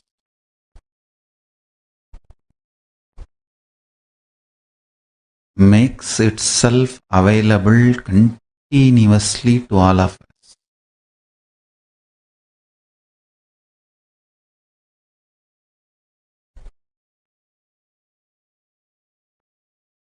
The more and more powerful cognitions, the more and more you explode into universal existence and universal life.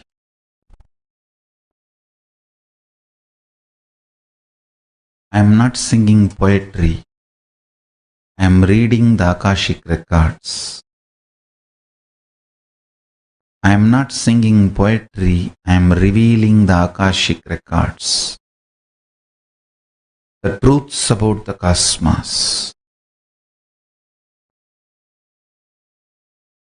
Truths about the existence of life.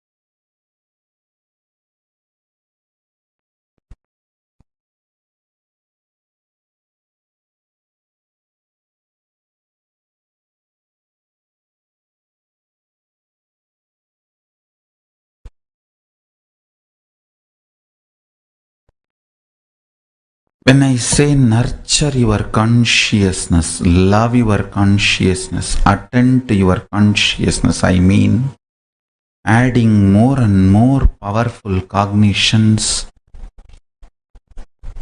truths about cosmos. Like in maths, every lesson you learn makes you better mathematician. In medicine field, every information you get about every medicine makes you a better pharmacist. In every field, how every information makes you a better person in that field, expert in that field. Every powerful cognition digested, internalized, makes you a better Paramashivatva being, better Kailashian, better enlightened being. Use Enlighten app as a place to park yourself. Let Enlighten app become your entertainment, entrainment. It will become your enlightenment.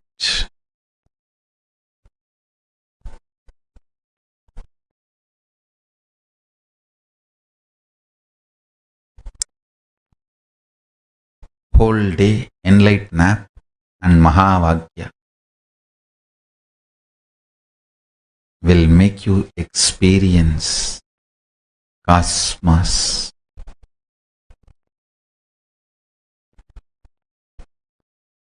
Now sit with your head, neck, spine straight. Intensely hum the Mahavagya inside to experience cosmos, the state, space, powers, being and superconsciousness of Paramashiva.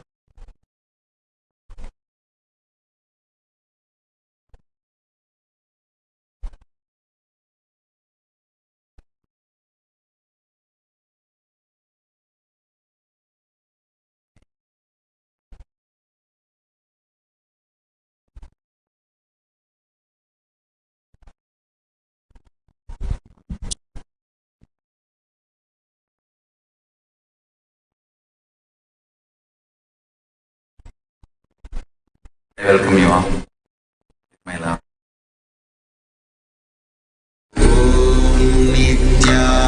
Nityananda.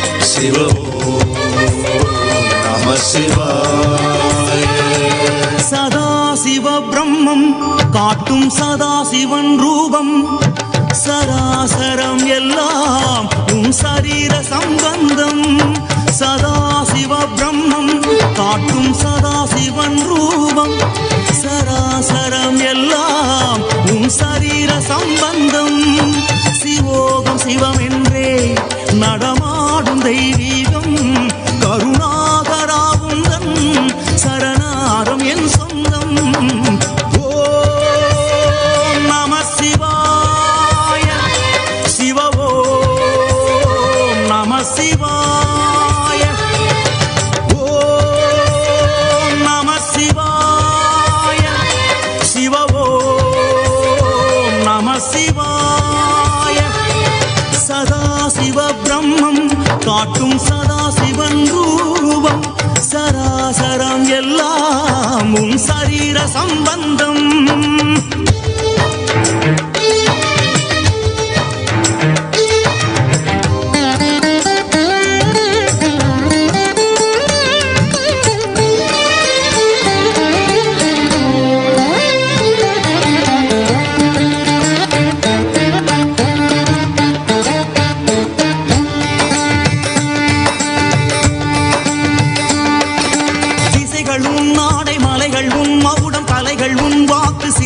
Sivan போக்கு காஞ்சி தவ பீடம் கண்டதும் சீலம் காம கோடிமை கடந்த அருட்ஜோதி.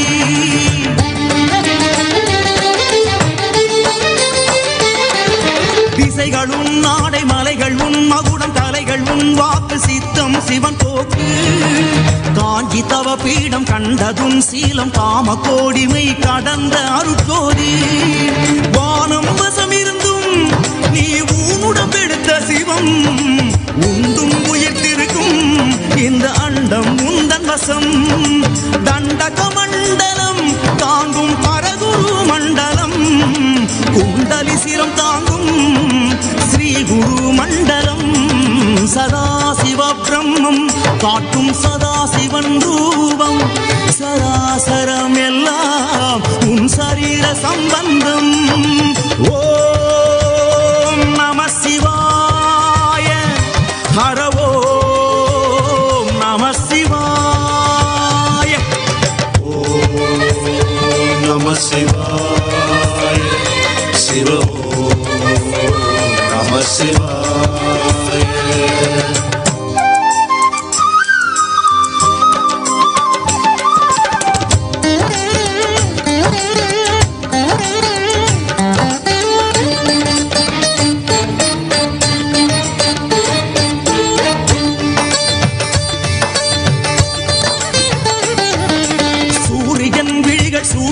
வழிகள் பரிமள செவிகள் அணிவது விண்மீன்கள்.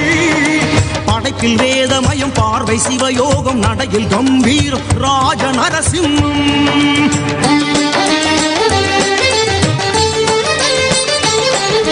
சூரியன் விழிகள் சூற்றுமம் வழிகள் பரிமள செவிகள் அணிவது விண்மீன்கள். படைப்பில் வேதமயம் பார்வை சிவயோகம் நடையில் கம்பீரம் ராஜ நரசிம்மம். ஆள் காட்டி விரலோடு பெருவிரலை சேர்த்த விதம் கால் காட்டியமையாளும் ஸ்ரீருத்ர சதாசிவம். மனதில் எப்பொழுதும் குரு ஈசா உன்னாட்சி மறவாது கைதொடுவோம் தருவாயே அருளாசி. சதாசிவ பிரம்மம் காட்டும் சதாசிவன் ரூபம். சராசரம் எல்லாம் உன் சரீர சம்பந்தம். சதாசிவ பிரம்மம் காட்டும் சதாசிவன் ரூபம். சராசரம் எல்லாம் உன் சரீர சம்பந்தம்.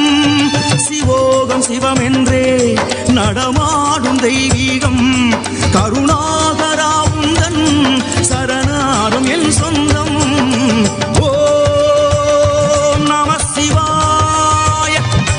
ஹர ஓம் நம சிவாய.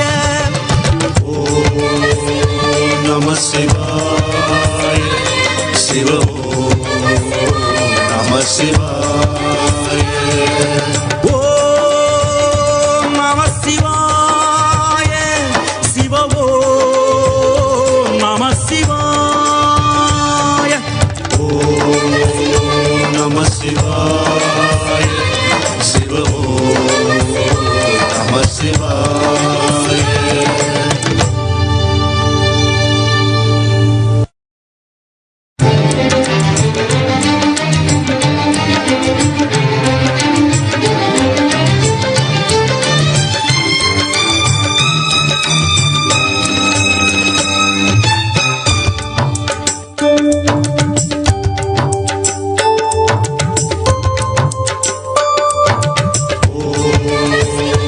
நம சிவாய.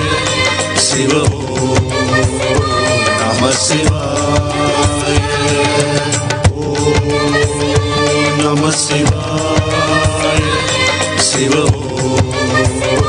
नमः शिवाय சதாசிவ பிரம்மம் காட்டும் சதாசிவன் ரூபம் சராசரம் எல்லாம் உன் சரீர சம்பந்தம் சதாசிவ பிரம்மம் காட்டும் சதாசிவன் ரூபம் சராசரம் எல்லாம் உன் சரீர சம்பந்தம் சிவோகம் சிவம் என்றே நடமாடும் தெய்வீகம் கருணாகராகுந்தன் சரணாரம் என் சொந்தம் ஓம் நம சிவாய சிவ ஓம் நம சிவாய ஓம் நம சிவாய சிவ ஓம் Sit as Paramashiva with 25 heads and 50 hands and breathe.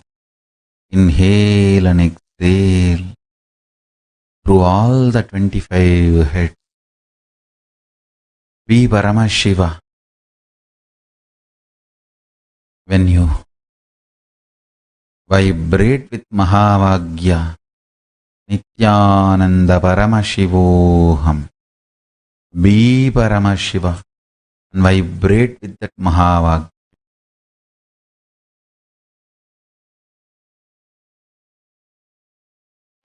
உன் சரீர சம்பந்தம் சதாசிவ பிரம்மம் காட்டும் சதாசிவன் ரூபம் சராசரம் எல்லாம் உன் சரீர சம்பந்தம் சிவோகம் சிவம் என்றே நடமாடும் தெய்வீகம் கருணாகராகுந்தன் சரணாரம் என் சொந்தம் ஓம் நம சிவாய சிவ ஓம் நம சிவாய ஓம் நம சிவாய சிவ ஓம் நம சிவாய சதாசிவ பிரம்மம் காட்டும் சதாசிவன் ரூபம் சராசரம் எல்லாம் உன் சரீர சம்பந்தம்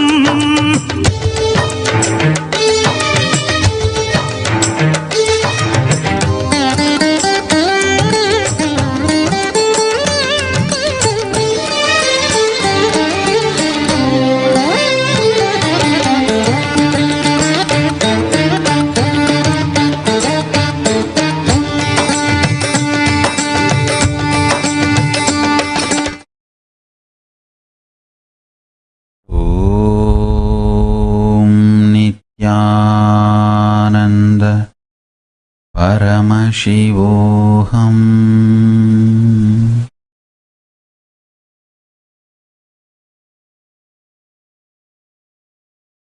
Relax. You can all open your eyes. I want to tell you one small cosmic secret, very important. This form of Paramashiva, this cosmic form with the 25 head and 50 hands, is the most powerful form, ultimate form, as he himself describes in Agama. That is why I have designed the cosmic flag of Kailasa with that form and Nandi. Understand? Wherever you put that flag, that space will intensely vibrate with Paramashiva's breathing space. It's already available in the Kailasa website. You can download and print, put it in your car, bedroom, living room, on your home, office, everywhere, anywhere legally allowed in your country. Put it. In some countries, you may have to put that country flag and then Kailash flag. Perfectly all right. Anywhere you put this Kailasa cosmic flag, Nandi Dvaja, Paramashiva's breathing space will fill it. Paramashiva's inner space will fill it. kailasa.org/state flag. You can download that flag and print all our temples, ashrams, devotees, disciples, followers, everywhere. In your office, in your home, in your car, everywhere. Have this Kailasa flag, Nandi Dwaja, Rishabha Dwaja. Understand? This is directly approved by Paramashiva himself. In Pandya kingdom, the Pandya king has become a little egoistic and put his fish flag. He comes and removes that fish flag and puts the Rishabha Dwaja and goes. Understand? It is directly the flag of Paramashiva, Rishabha Dwaja, and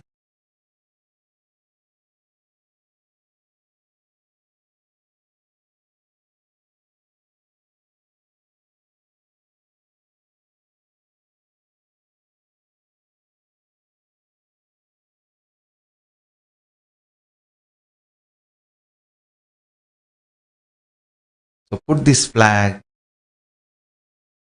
wherever you can. You will see Paramashiva's intense breathing space. Blessings and protection is on you.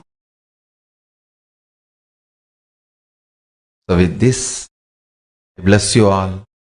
Let's all radiate with integrity, authenticity, responsibility, enriching, causing, living Shuddhatvaita Saivam, Paramashivoham, the eternal bliss, Nityananda. Thank you. Be blissful.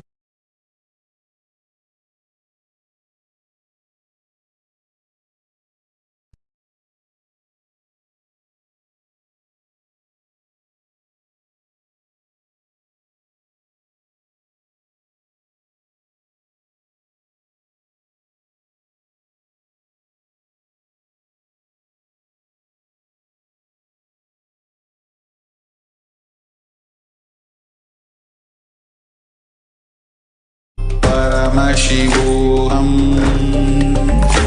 ॐ नित्यानन्द परमशिवोऽहम्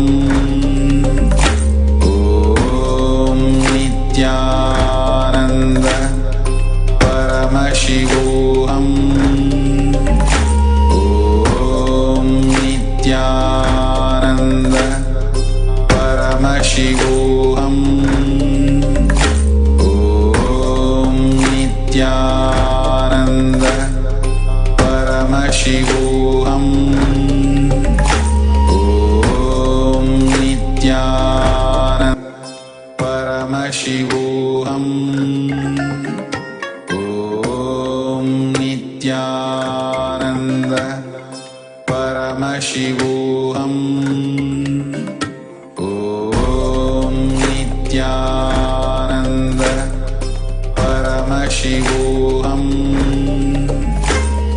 ॐ नित्यानन्द परमशिवोऽहम् ॐ नित्यानन्द परमशिवोऽहम्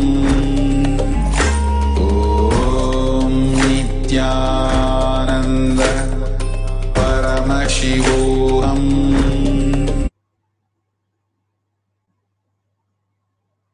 Nityanandam, every morning we start with Swamiji's powerful cognitions.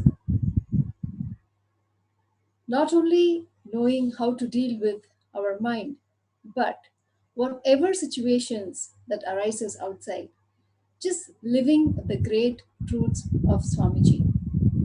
Today in Paramashivoham level 2, Swamiji is going to reveal about cosmos. Should I correct myself? Paramashiva is going to reveal about cosmos. Every single day is a beautiful happening that Paramashiva is gifting us.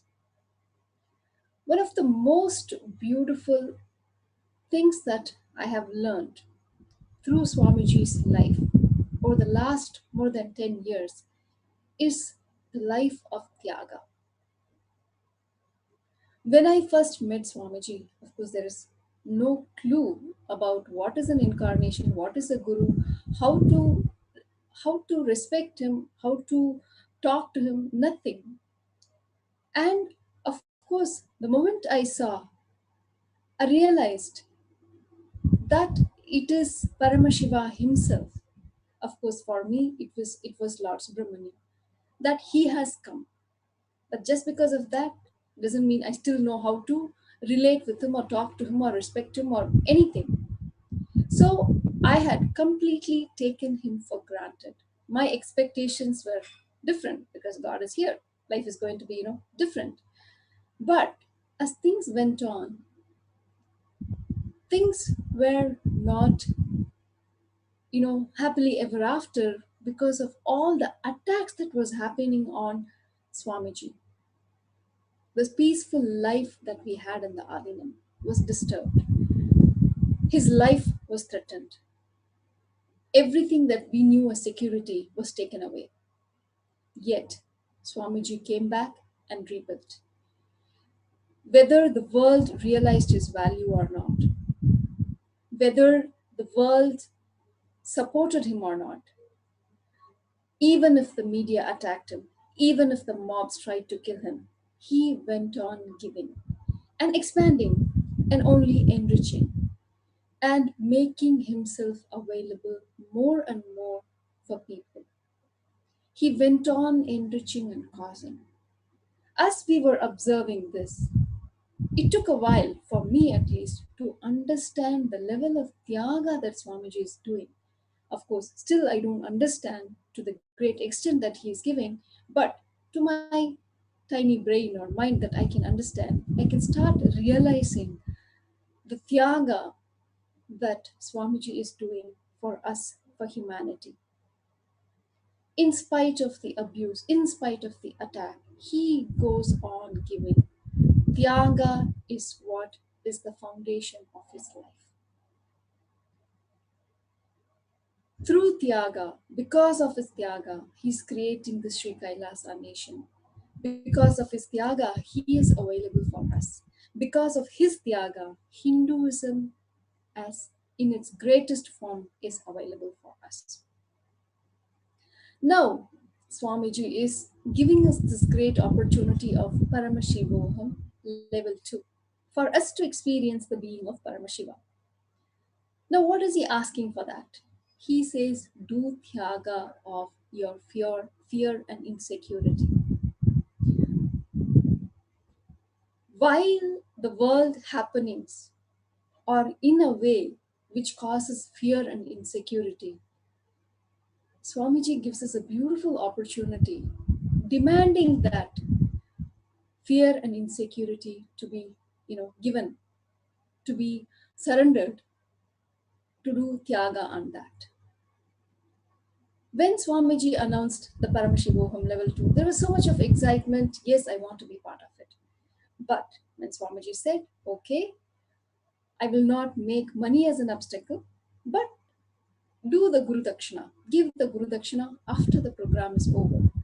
Then the insecurity comes. Oh my God, what if this happens? This is all the savings I have, or I don't even have this.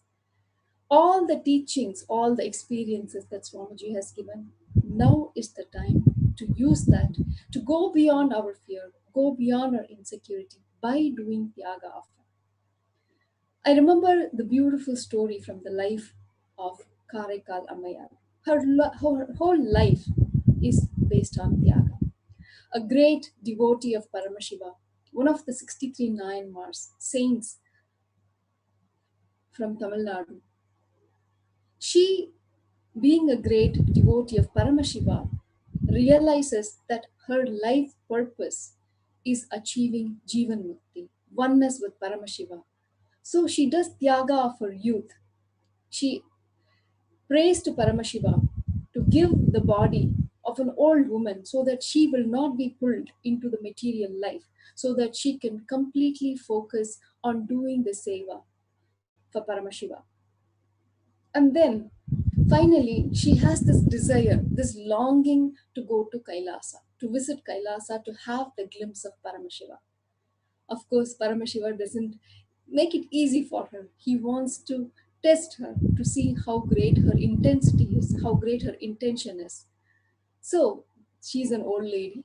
She's walking all the way, making a long journey to go to Kailasa. As she approaches the Kailasa hills, still Paramashiva wants to test her.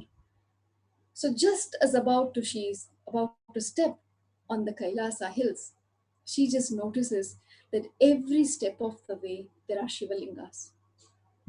She, being a great devotee of Paramashiva, she's not going to step on them. She's not going to put her foot on them. So what is she going to do?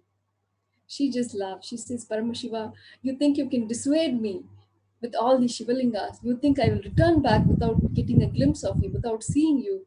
Do you think I will go back? No way. I am determined to come and see you. So I'm going to do whatever it takes.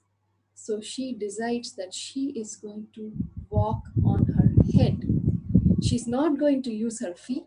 She's not going to see this as an impossibility and return, but she's going to do whatever it is possible. So she decides that she's going to use her head and walk on her head and reach the peak, Kailasa, and get the glimpse. So the moment she puts her head down and starts walking, Paramashiva is just moved. Of course, he appears and gives her darshan. It is just a beautiful example how Paramashiva tests us to see how intense we are, how we are determined to achieve that Paramashivatva, that oneness with Paramashiva. But of course, the moment we decide, he is the first one to run to us and give us that glimpse. Even with Paramashivoham, it is not that just because we do some tyaga, we are going to automatically qualify or deserve to receive that experience. But because of his compassion, he is giving us regardless. But we cannot experience the being of Paramashiva along with fear and insecurity. We cannot say, okay, let me have my fear and insecurity on one side and let me experience Paramashiva on one side. That cannot happen because the space of Paramashiva, in the space of Paramashiva, there's nothing called fear and insecurity. So unless we give up that, unless we do tyaga of that, we will not be able to experience the being of Paramashiva. That is why Paramashiva tests us. He puts us some goals which may be seeming as impossible for us or which may demand us to do the tyaga of our fear and insecurity. So even though, we may have missed this chance to be part of this Paramashivoham, because of his compassion, Paramashiva, Swamiji is giving us another opportunity to experience the being of Paramashiva. So let us get ready and do whatever it takes, do the tyaga of that fear and insecurity, and become a part of this Paramashivoham level 2 that is coming up, that Paramashiva is gifting us to experience the being of Paramashiva. That next program, the next date is going to be sooner than what we expected. We will announce the dates soon as it is confirmed. But now you can still reserve your seat. You can still register for this greatest happening in the middle of the chaos and panic that is going on in the world. Being the space of Paramashiva is very important because not only that we are being protected, we being the light for the world and for humanity. So register yourself for Paramashivoham level 2 at paramashivoham.org/level 2. Of course, there are thousands already attending and benefiting and just experiencing the bliss and gratitude towards Paramashiva for gifting this.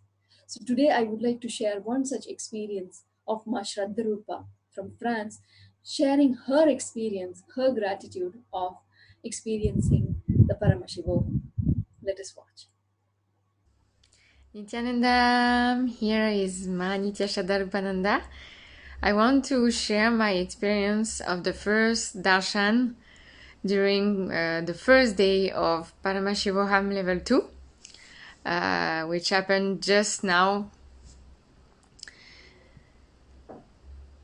It's really difficult to find accurate words to explain the experience, but Swamiji was completely radiating Paramashiva superconsciousness, completely. He even told that there is no more Nityananda, only Paramashiva is radiating in this body. It was so beautiful, just pure beauty, pure smile, pure love, pure compassion, and also pure ferocity.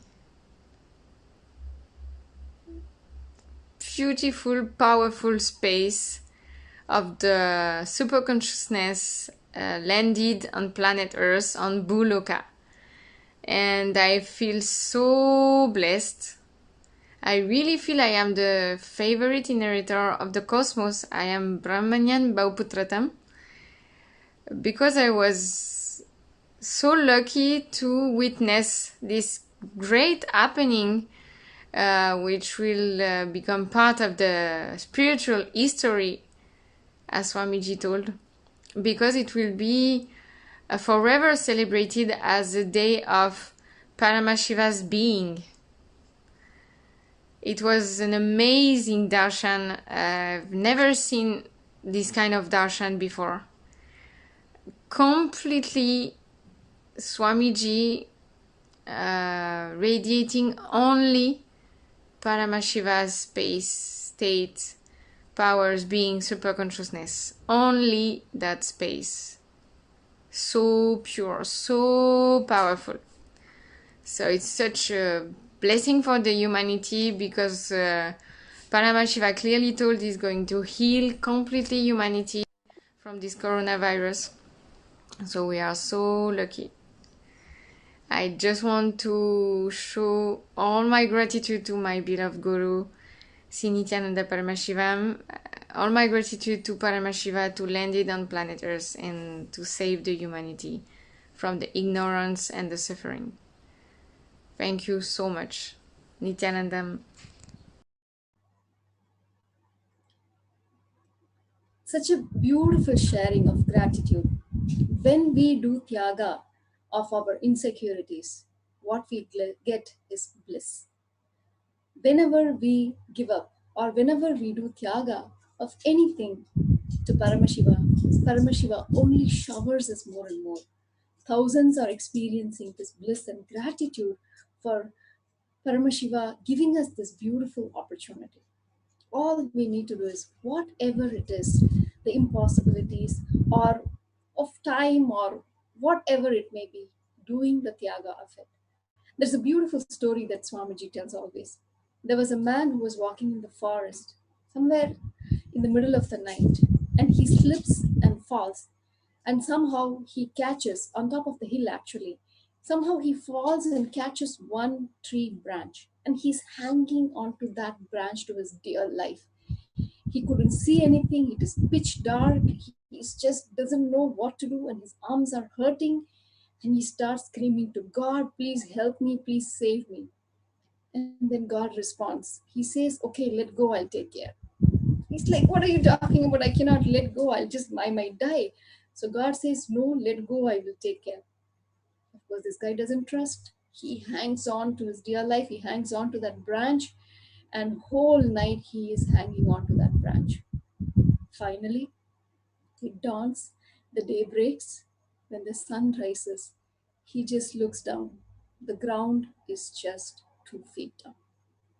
If only he had trusted God, he would have saved this all night of trouble, and he could have been safe and relaxed from this hanging from the tree. That is how life is. Paramashiva is here just for us. He is just saying, let go. Let go of the fears. Let go of the insecurities. Do tyaga of it, because great life, great future of experiencing the being of Paramashiva is waiting for us. So don't delay anymore. Register yourself for Paramashivoham Level 2 at paramashivoham.org/level 2. Let us now get a glimpse of what Paramashivoham Level 2 is directly from Swamiji. Thank you, Nityananda. It is time now all the beings should receive Paramashiva. No teaching, no technique, no meditations, no methodologies, direct super alchemy processes. It will be million times more powerful than Paramashivoham or any program I conducted till now. You are going to experience literally Paramashiva intensely from wherever you are. This will be the most life positive happening. Everything is going to be auspicious. Intangible but definitive experience and sciences of the cosmos is Paramashivoham Level 2. This is the most powerful spiritual nuclear explosion. The strong force of Kailasa landing on planet Earth directly.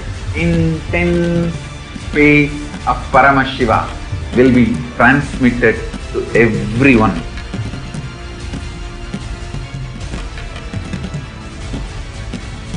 The whole program will be conducted absolutely based on the multi-dimensional logic. I'll introduce the logic and lifestyle way of existence of Kailasa.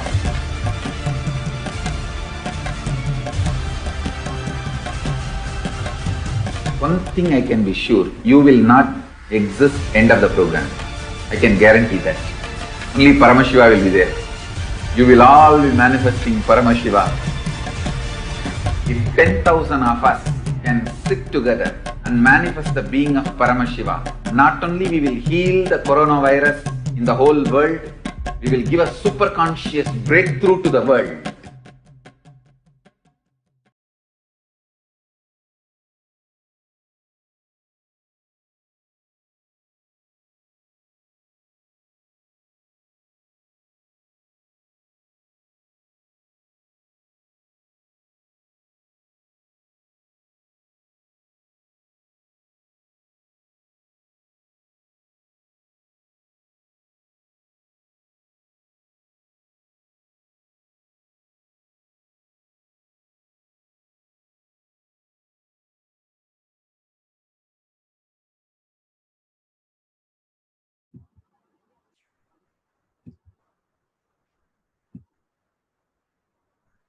Nityanandam. Let's start the power manifestation session. With Bhagwan's grace, let's sit straight, visualize Bhagwan in third eye, and start with the Sadguru Vandana. Nityanandam Paramasukhatam Kevalam Jnanamurtim Bandvatitam Gaganasadusham Tattvamasyaadilakshyam Ekam Nityam Vimalamachalam Sarvadi Sakshibhutam Bhavaतीतं त्रिगुणरहितं सद्गुरुं तं Namami.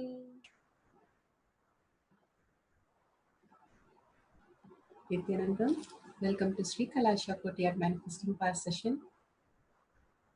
Such an amazing gift. Bhagavan himself is coming to your home to conduct like a private tuition, a private session, and lifting you to the next conscious state and the ultimate space of oneness. How Bhagavan said the intangible is real and how we are experiencing it in every darshan, every diksha, and amazing outside whatever is going on with coronavirus. Here in our Hridaya, Bhagavan is flowering and simply we are seeing the ultimate happening for all of us.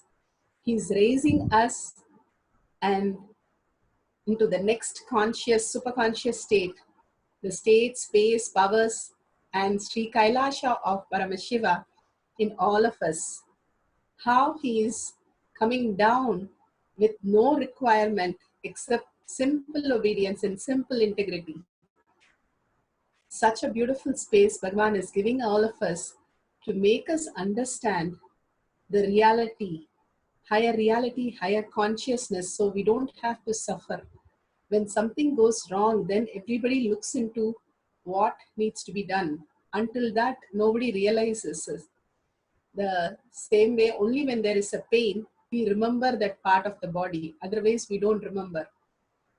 Bhagavan has given us the ultimate gift and ultimate possibility for us to raise.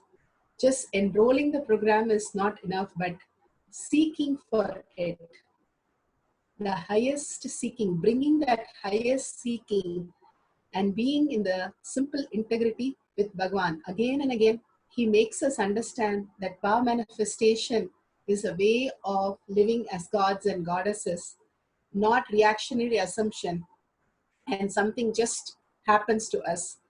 He spoke about how Karna was such an amazing person, but he was so dedicated to all his guru. Again and again, Bhagavan talks about the gratitude space. He says gratitude is the only one which we know, which is beyond the thoughts.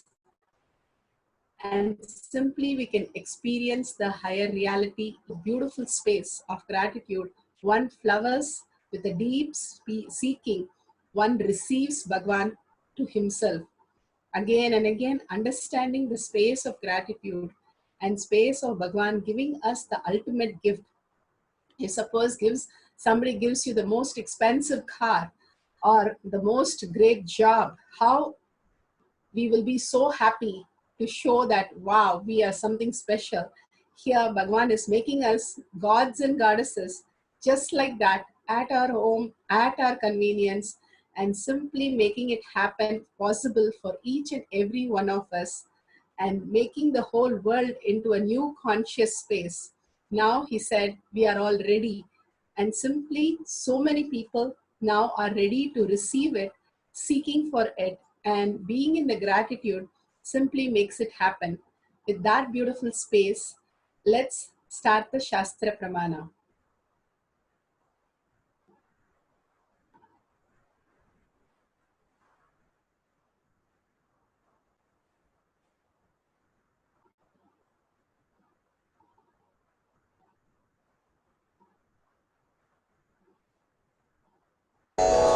This Shastra Pramana is taken from the Shiva Samhita 5.83.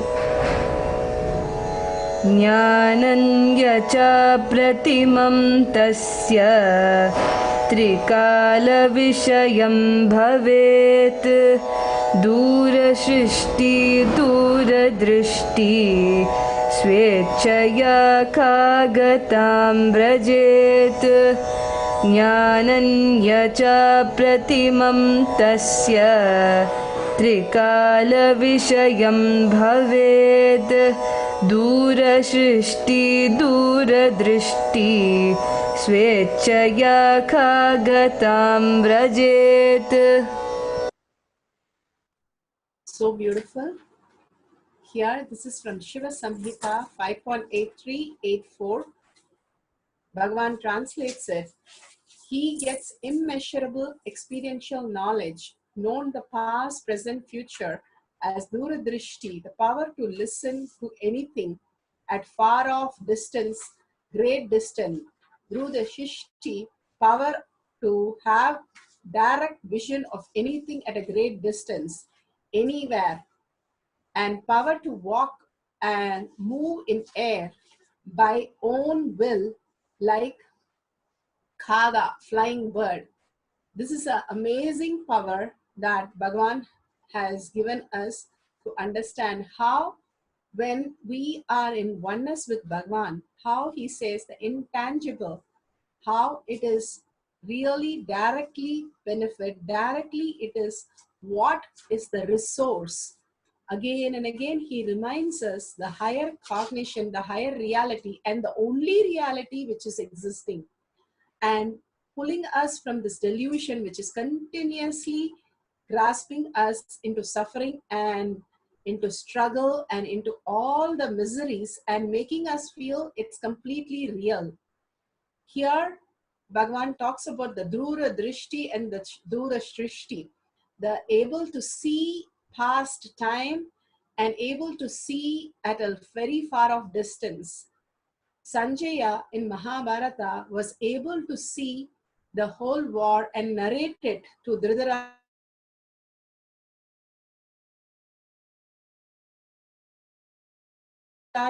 who's completely for 19 days only, where he got initiated into this power. The ultimate space Bhagavan is giving us is having the powers of third eye continuously for everybody, just like our two eyes. He said, I'm going to make third eye as simple as the two eyes.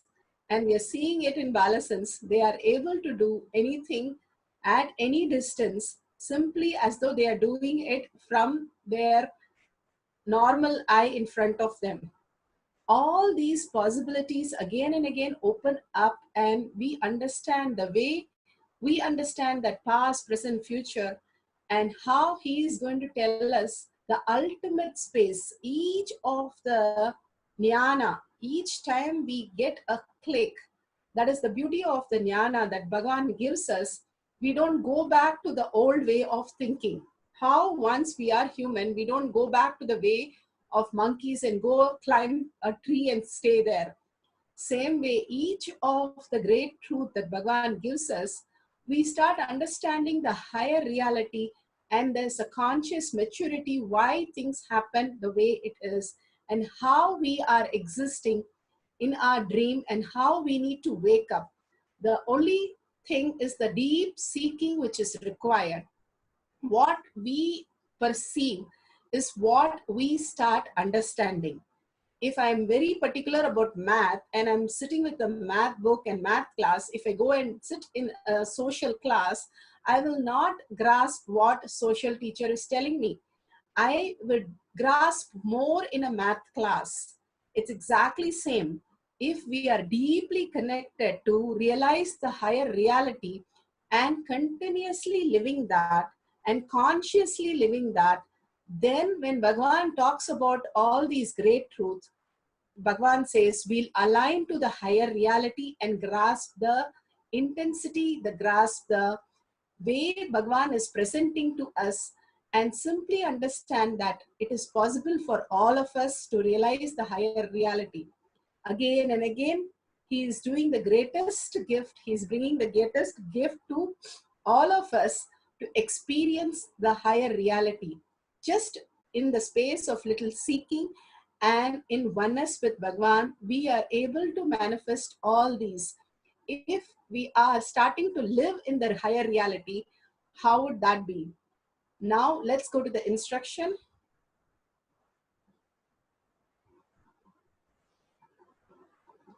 Today we're going to look into the past, present of one other partner.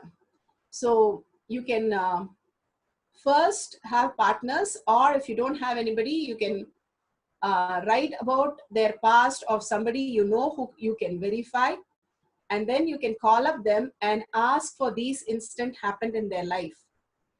And the future, you can write what you are seeing for yourself in next 24 hours that will happen, and you can pen it down. Whatever Swamiji shows, start penning it down about somebody or about yourself, and you can simply start seeing it happen as reality. All this, how we manifest our life, each and every thought manifest as reality. When you understand, when we align to Bhagavan, that Bhagavan is doing everything through us. He is the manifesting, he is the manifester, and he is manifesting every action inside us. If we align to that, we will be able to manifest all that and much more. Because we are caught up in outer world conflicts, we are not able to see clearly what we are manifesting. It's like we are driving, Bhagavan says, we are driving a car without a brake. Now, with a deep connection, you see what Bhagavan is telling you and start penning it down. Simply, you will see it happen in the next 24 hours. And if you call the other person also, they will also be able to tell what has happened in their life as past. So let's take a pen and paper, sit down and sit straightly with your head, neck and back in a straight line. Deeply connect to what Swamiji is talking about, Thyaga, intangible, and the higher reality, and Paramashivoham level 2, how he is going to make us disappear and Paramashiva manifest as reality. Then what would happen to us? How would we exist? How would that be living as gods and goddesses? Is it possible from my home? All this and more. If it is possible for us to breathe from our home, everything is possible. Bhagavan always says it is only required is the breathing. Other than that, we don't require anything of our mind, because mind always asks with a self-doubt, self-denial, self-hatred. But beyond that, inside us, Bhagavan resides and functions our body and mind. Even the mind, he is functioning. But beyond that, the decisions that we are taking distract us from what he is manifesting and giving us. Again and again, going back to the oneness space, going back to the seeking space with a deep gratitude, one starts understanding the language Bhagavan is talking to us. More and more in gratitude, more and more in deep seeking, one understands what is the meaning and how he is relating to the higher consciousness. We can't wake up and sleep. We can either wake up or go to sleep. Same way, we have to wake up from this reality and let go this reality and start understanding living as gods and goddesses is taking us to the next level of consciousness and preparing ourselves to the highest reality in the joy, in the oneness, in the ultimate nectar space that Bhagavan is giving us. He says the Amrita just starts flowing in us from the Hridaya if we start manifesting Bhagavan inside us. And he is going to make it happen for us, because if we start doing for how many Janmas and how many births and deaths we would go through, we don't know. But once we are in the deep seeking, deep oneness and earning for that space with a deep gratitude, we will simply start manifesting Bhagavan inside us and start living and enjoying the ultimate space of oneness. So let's sit straight, visualize Bhagavan, contemplate again and again on the great truth. Visualize Bhagavan in your third eye. Feel the beautiful darshan that he started with. In your Hridaya, continuously hold Bhagavan in your Hridaya, in your heart center, completely in oneness. The entanglement starts right there. And start chanting the Mahavakya, which opens up and connects you to the ultimate reality. Om Nityananda Paramashivoham. Om Nityananda Paramashivoham. Om Nityananda Paramashivoham. Om Nityananda Nityananda Paramashivoham. Om Nityananda Paramashivoham. Om Nityananda Paramashivoham. Om Nityananda Paramashivoham. Om Nityananda Paramashivoham. Om Nityananda Paramashivoham. Om Nityananda Paramashivoham. Om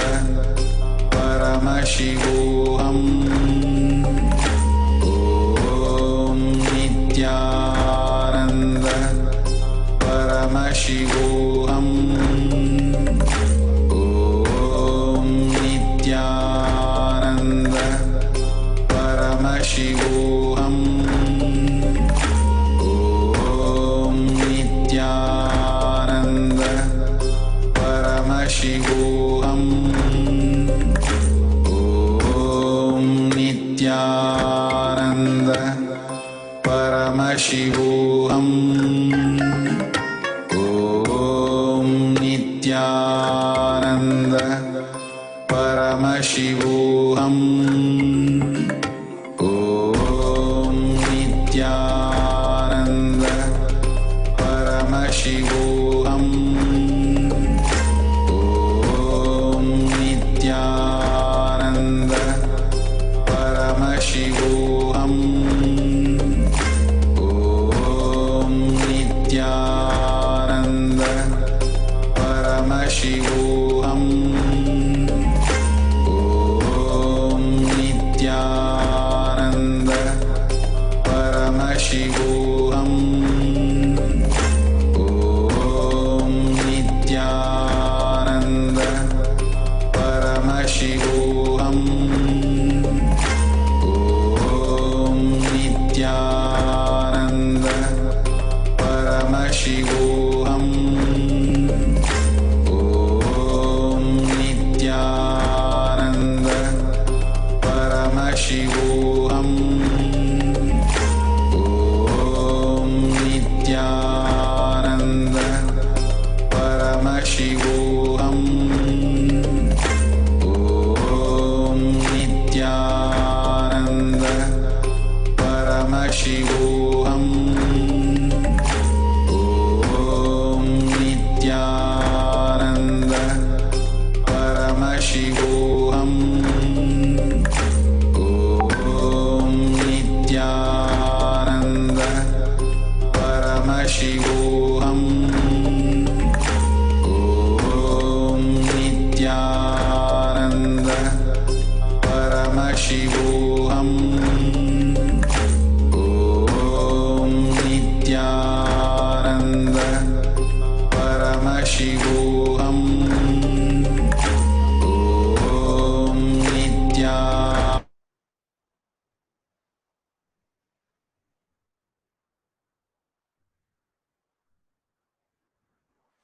Nityanandam, the beautiful space that Bhagavan has given us, Sri Kailasha Courtyard. If you have verified anything, go ahead and share it.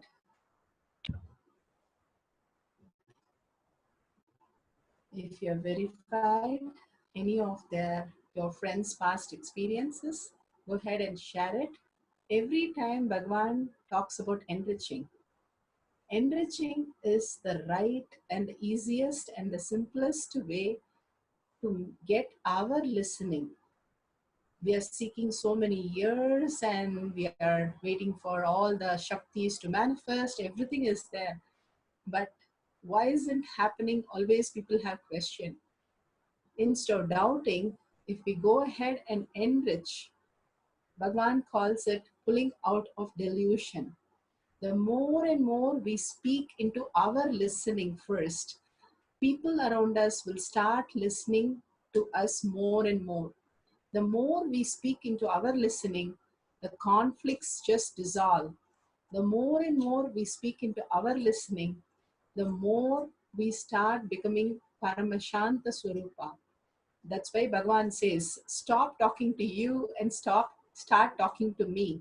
Again and again, living that beautiful space of oneness happens when we start enriching, and causing simply happens only if we are in the space of enlightenment. Again and again, when we raise ourselves, the highest reality, we can clone ourselves into the multi-dimension possibility. Here, Bhagavan offers us the ultimate program, Paramashivoham Level 2, and the most life positive program, and simply getting us out of that coronavirus and keeping us not just safe, but pulling us beyond the human suffering, human unconscious lifestyle to the conscious oneness and the ultimate. Even a glimpse could shower us abundance, it says. Just a glimpse of the Paramashiva space inside us. Even the glimpse is taking us so much. What could happen if we are Paramashiva, the ultimate oneness which happens inside us, share it with as many people as possible. Take a picture of this and go ahead and tell everybody in the world to enroll in every group, every possible place, so that they are safe, they are protected against coronavirus. And not only the protection, it really starts making them manifest abundance, wealth, health, happiness, relationship, job, everything into a next dimension. Next possibility is opening up for all of us in the humanity. And simply few thousands of people have already enrolled. And it's so beautiful. All the kids, all the pets can also enroll into this program. Bhagwan is going to raise the consciousness of the humanity through the 10,000 people who are enrolling. Literally, we are close to that by simply having a simple obedience and simple integrity to Guru. So go ahead and share this to as many people today. Go on causing and enriching, which will make you enriched and cause into the higher reality. That is why it is part of the daily routine that we start causing is nothing but we speak into our listening. The Bhagwan inside us starts manifesting as reality. Such a beautiful space. Let's surrender all these great powers to Swamiji's lotus feet and the great truth, everything, every gift that he is giving us, making us more and more blissful, beautiful, and graceful, the ultimate oneness that is continuously happening inside us. And with that, let's visualize Bhagwan in third eye and deep gratitude and thankful space. Let's chant the Purna Mantra. Om Purnamada Purnamidam Purna Purnamudashyate Purnasya Purnamataya Purnamevavashishyate. Om Shanti Shanti Shanti. Hari Om Tat Sat Sarvam Bhagavate Sri Nityananda Parameshwaram Paduka Arpanamastu. Om Nityanandam. Thank you, Bhagwan. Thank you, each and every one of you. See you soon in the next satsang and power manifestation session. Nityanandam.